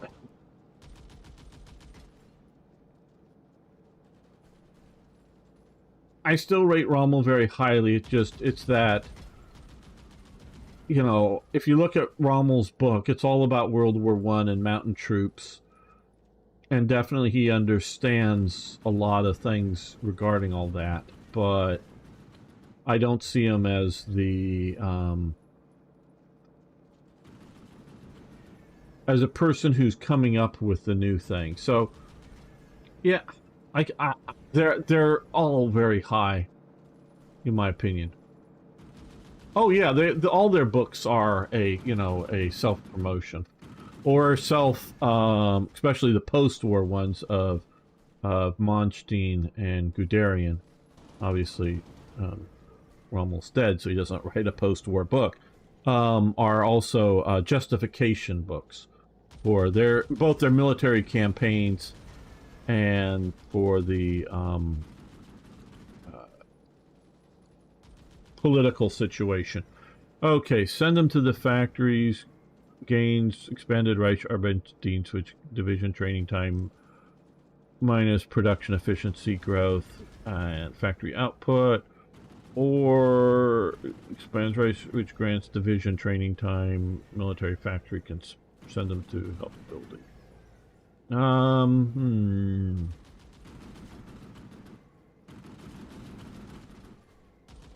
This is what I would say would be historical. From what I've read, guys, you don't know how many effing holes there is in German research of and around World War II. You might think, well, we sort of know everything about it. God, no. I know Niagara knows this. He's been around long enough and has played my Hearts of Iron 3 mod and watched my videos enough to know this bit. But with Hearts of Iron 3 Black Ice, there was a brief time of wanting to make a 1933 start mod that would sort of kind of have a German Civil War that would take place between, and sort of leave out the German army, but sort of go between the National Socialists and the Communists. It was a silly idea. But one of the things that they created, and which I grabbed onto and used, and it's meant for the player to use it, and the player can either abuse it or use it like it was historically. But they added SA units to the game. And so I know that there are a lot of reserve elements in the, various, there's the whole Ersatz army that Stauffenberg tries to mobilize, the assassination of Hitler, the sort of the home army, if you will. There's a lot of, and these are units that are used, and part of that is the Wehrkrest system that has a lot of units that are at home that are meant for training to send manpower out to other units, as well as just be reserves for, oh shit, something happens, we can fling a few divisions at it, in an emergency. And generally in the battle, the guy who uses his reserves the first loses. The guy who doesn't need to use all his reserves normally wins. So with that, I wanted to add in the SA. And now it's designed, again, for the human player, not the AI player. And the SA units are crap garrison units, okay? Part of it, they're just, have the SA, logos and flavor, and they're brown and they're cool and all that stuff. But they're crap units. Well, there's sort of penalties that if they go away, and there's bonuses that you have them, they are a bit of a white elephant in the game. So they're not necessarily very good, but if you don't have them, you will get penalties. So you sort of stuck with them. And I tried to find an order of battle for the SA in 1936 to 1939. You would think, with modern historical research, we would know what the SA was like. Well, I looked at every published book in English that I could get my hands on. There are a couple that I couldn't get my hands on, and I wasn't going to spend like $200 or $100 just to get a copy to look to see if something was in it. But that's just a couple of books, and I don't think so. Most of the scholarly work done on the essay ends in 1934 with the assassination of Ernst Röhm. It becomes just a footnote, including the rather good book on the essay that I did get. But they just look at a few elements, including, post 36, including the ambassadors to Hungary, Romania, Bulgaria, and sort of Serbia down here are all SA guys. It's sort of a Ribbentrop's, Hitler sort of, well, they're complaining about things. Okay, we'll get the ambassadors out of SA, so they're crappy ambassadors mostly. Don't do very well. So I wanted to find an order of battle of the SA. How big and where were they, and what were they? And I could not find. Yeah, it was a paramilitary that. Oh yeah, they wanted to replace the Wehrmacht, but they weren't going to. But they were part of the defense of Germany. What I was able to find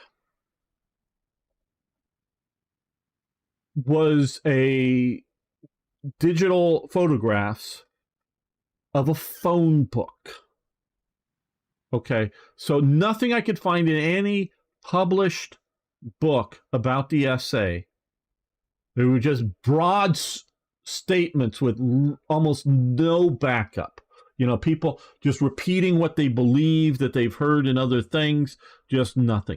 I found somebody had put up on one of the military sites, basically, photographs, like sort of a photocopy of an SA phone book. And what it had is the Sturmabteilung number, and its location and its phone number. So in and around like 36 or some year. I don't remember exactly. It could be 37 or something like that. And that was it. And so Sturmabteilung is actually a variable size of a unit. It isn't necessarily a fixed size. It gets big enough, they'll make more of them, but they can be bigger or smaller, depending on it. And it also included the Ritter SA, which is a SA mounted formations and all that stuff. So I just sort of, okay. And then we do also know that later on the SA is basically gutted for manpower that are drafted primarily into the army, though some go into the Luftwaffe and some into the Kriegsmarine, but it's mostly into the army. So but they keep the same structure after that point. And I found some expansion stuff going into when they occupy Austria and Czechoslovakia. And there's some SA units that are formed in Warsaw and in, the Alsace-Lorraine areas and whatnot.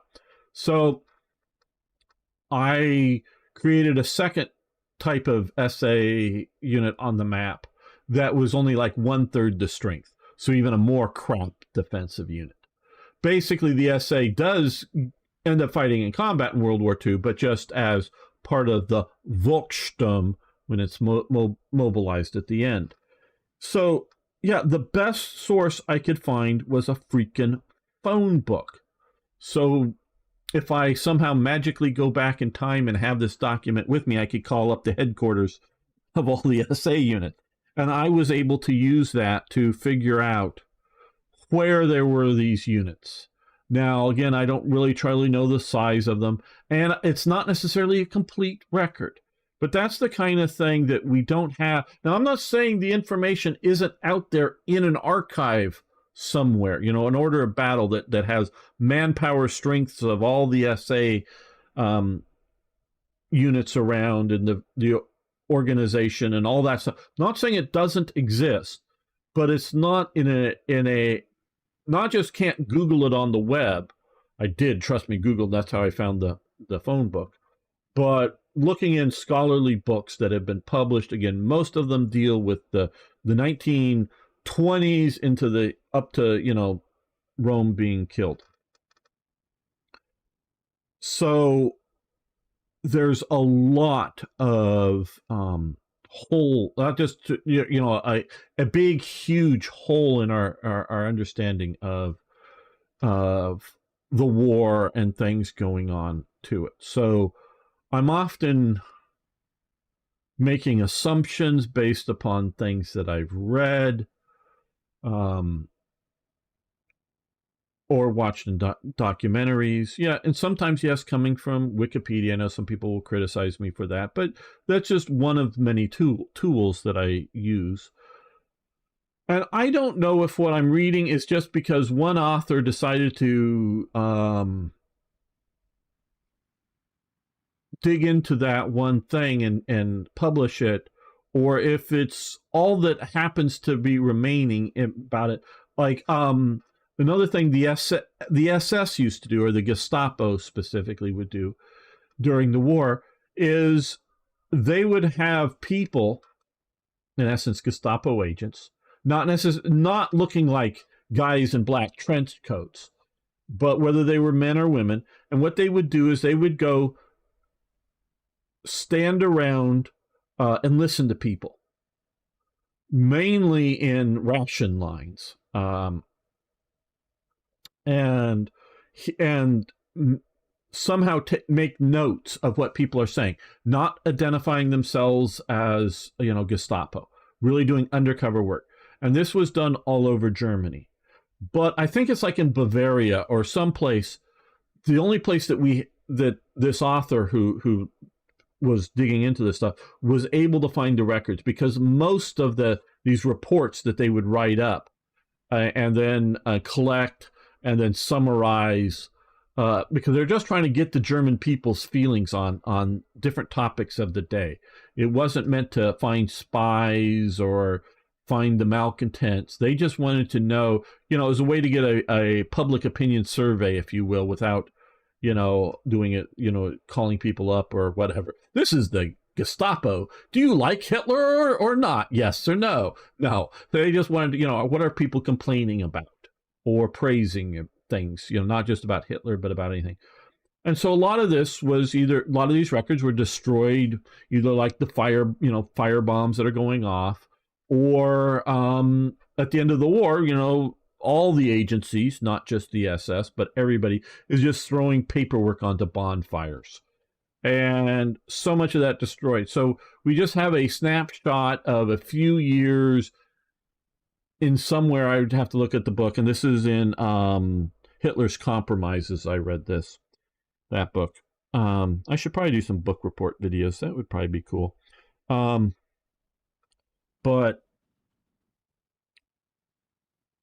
so a lot of stuff we don't know, and I may have bad opinions about, or incorrect opinions about, the Reichsarbeitsdienst just because of what I have read of it. Maybe just looking at it, it's like you're looking at an elephant. Well, up close, looking at the front of it and the back of it, you get two different descriptions, kind of thing. My understanding is the Reichsarbeitsdienst was not used as factory workers. My understanding, it was used as, again, we talked earlier about competing labor services. It was used a lot in, not so much, at least not at this time in 1930. Well, maybe during harvest season or something, a bit more, going out and harvesting farm work. But it was doing a lot of putting land into farm use, meaning making it suitable for farming, whether clearing, draining fields for get them less swampy or whatever, trying to make a heavy emphasis on adding to farmland as opposed to just working the farms. They were doing a lot of that. They were helping with building things like the West Wall. They were helping with building the autobahns. As the war gets going, they're never set up as a combat unit, but they are issued weapons, mainly rifles, and sent in just behind the front lines troops to repair things like roads and bridges and railways and things like that. And, so I don't know how much they were specifically working on what we could call building military factories, but building infrastructure, building that type of thing. That is where I mainly understand them to be working. But that could just be because that's what I've read about them doing, and maybe there was even more of them doing factory labor work than the other. But again, it's just what we know about things. And so this is, let me read. Okay, so the bulk of the SA manpower was transferred to the Wehrmacht in April 1940. The rest was diverted between training and Volkssturm at the end of the war. Yeah, but they okay. Now, like the SA during the war, it continues on. One of the things that I read about is an example of an SA man, a young man in his 20s, I believe was a member of an SA Sturmabteilung in like this part of Germany, roughly. I know this is a big area, but there. He, after the war breaks out, he's working in the armaments industry. He goes over to Warsaw. Again, this is a young man in his 20s, and becomes one of the managers for one of the armaments or weapons factories. Armaments are or munitions or weapons factories, either making weapons or making bullets, one of the two, in Warsaw. Germany takes a bunch of that machinery, that production machinery, back to Germany to use it, but they also keep some of it in production in Poland. This young man of military age, but he has specialty knowledge. He is in the SA, so I presume he's not a cripple, somehow handicapped. He is there. He transfers out to Warsaw and joins a newly formed Sturmabteilung of the SA that continues in Warsaw until the end of the war. So he is a factory, manager worker. Not that he's like, filing with a file every day. He's managing, keeping the factory running, with the Poles working in the armaments factory running. And he's a member of the SA. Now, that still does SA training. And so, just to give an example of new SA unit is created, he's moved manpower from one unit to another unit. It's functioning out there. What the SA does is, like when there's an air raid, and they know there's downed planes, so they go look for both enemy pilots and, possibly downed, German pilots that bailed out for either daylight or whatnot. So they're going around looking for airplane wrecks, looking for downed pilots, to capture downed pilots. If you haven't watched the movie The Great Escape, you should. It's very good, about a bunch of British captives that escape all at once in Germany, which is based very much on a true story. Well, when that happened, the local SA is called out to go everywhere. Go to the crossroads, go to the bus stations, go to the train stations, go look for these people. They're a reserve armed militia during the war. So yes, the overwhelming majority of them are put into the army, but they're still, shall we say, skeletal but effective units back in Germany, that they have a day job, an important day job, maybe a baker for the town, military age, but a baker for the town, and they need bread, or they need to, they need factory workers, or they need coal miners, or they need whatever it is. But when or like after an air raid, if it's been local, an air raid, because an air raid may planes that may have flown over and some were shot down, but they may have not bombed locally. but if they did bomb, they would be called out part of, to search and rescue for, injured people, and then clear some streets of rubble so that whether it's emergency services or just daily use of the roads can be returned. And so they would be used as this sort of emergency reserve through to the end. So the SA stays functioning until the end as a paramilitary organization that is large numbers, as in like hundreds of thousands, no longer in the millions that it would be here in 1939, but in large numbers. So it is still a functional paramilitary organization that gets rolled in with the veterans organization and the local whatever SS, unit type formations and all these various things, and reserve, home army units that are all created, the Volkssturm, that all go out and fight in the last days of the war, the Hitler Youth and all these guys that are all rolled into one at the end. But so through the war, they're still functioning, going on.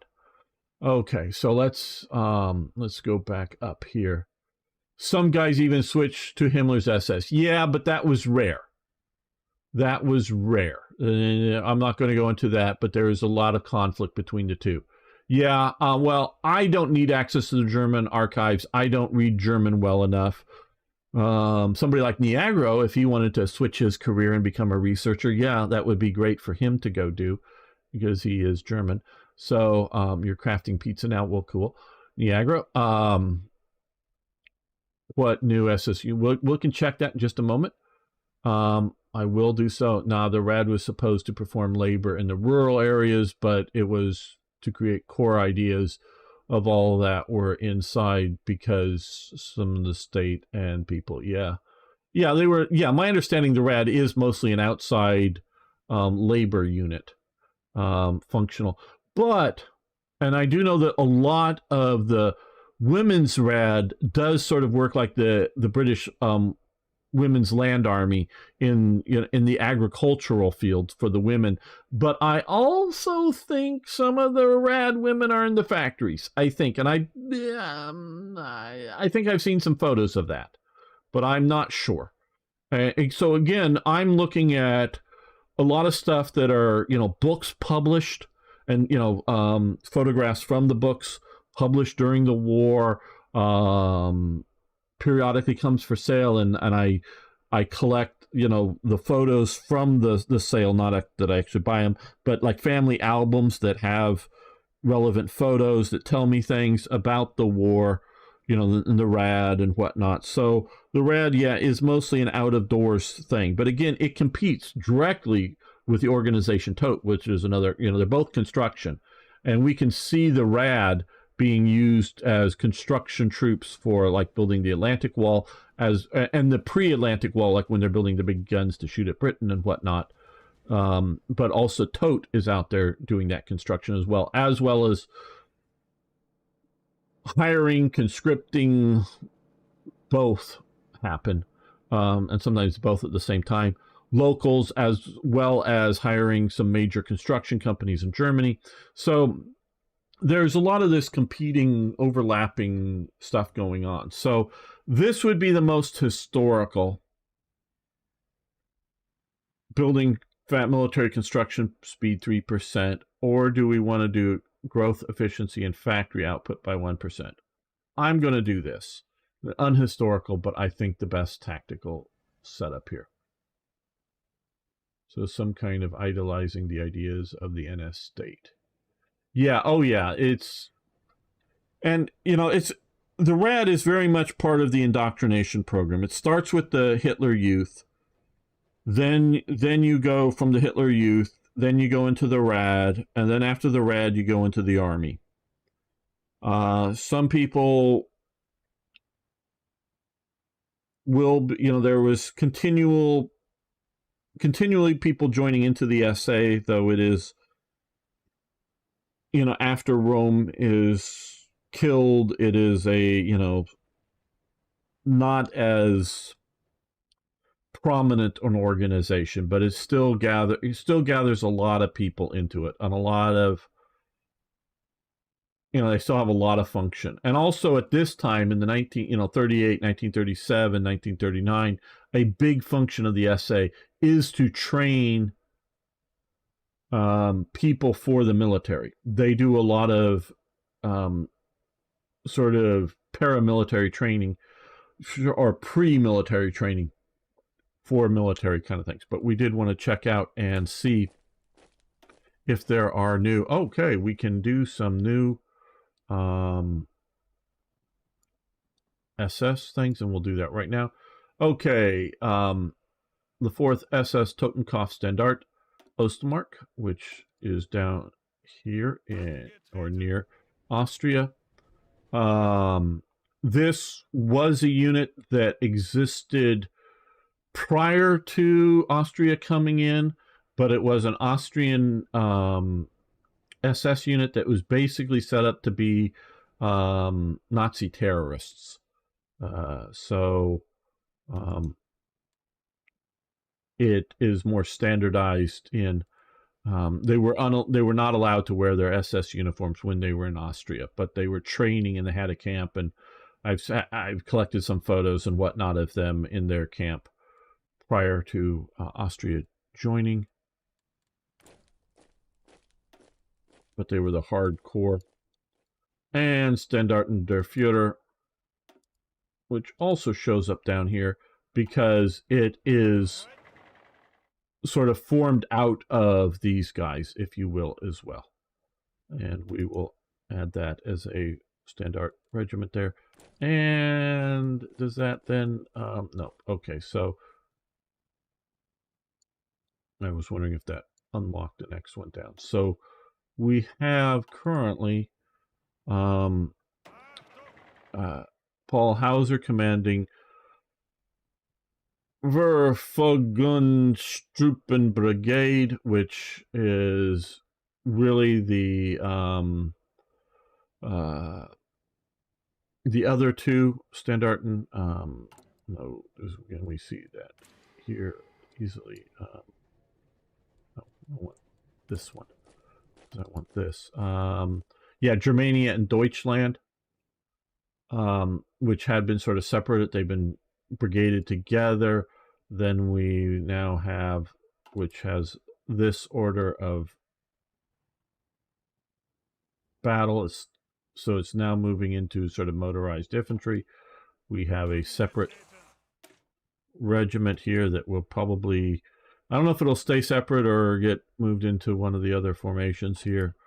We have currently Hitler's Life Guard here as just a garrison Life Guard unit is all that it would have been by now. Now, it would have been a motorized garrison, I do believe, just because it provides, or at least partially motorized, escorts for when Hitler's driving around the country, as well as when he's flying around to race around and get to, like they knew where he was going to be, and so they would, planning. So we can see the various Totenkopf Standard.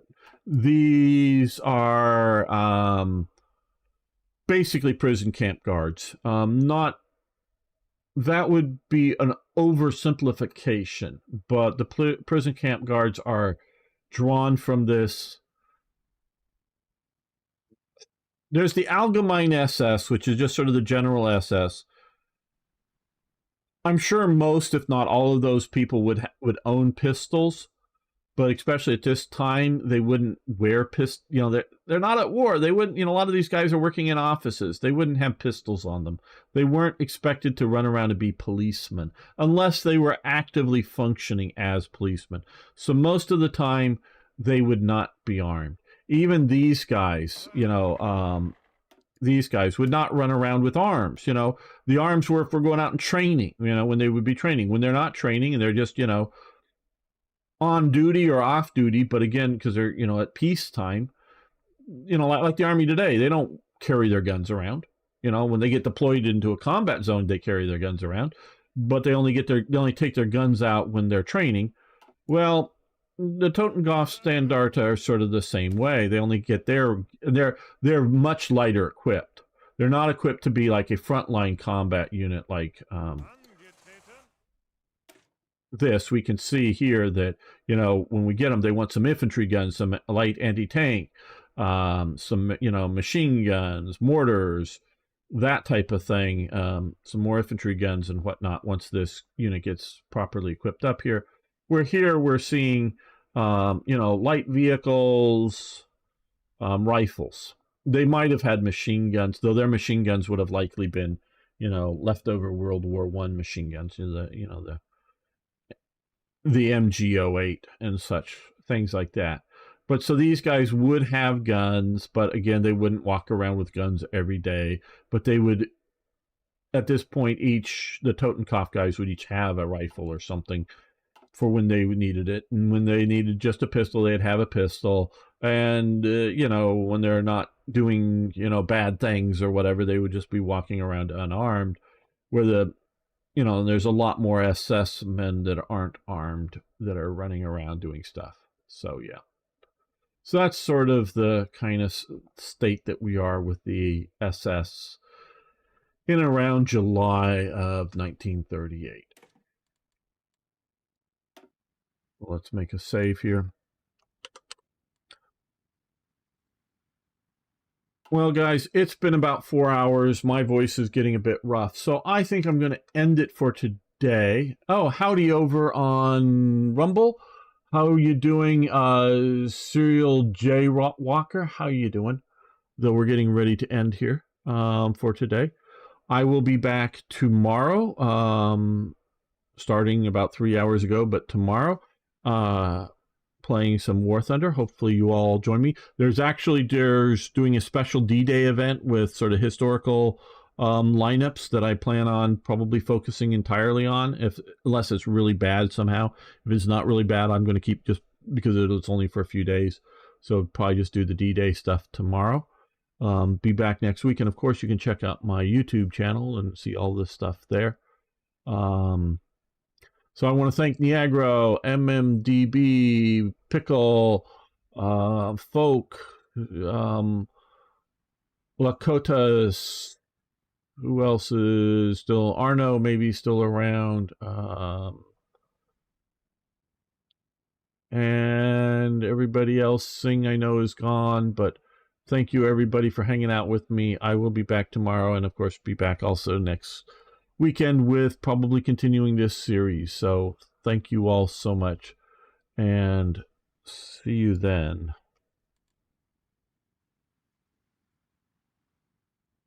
Oh, you are very good, Arno. Glad to have you here.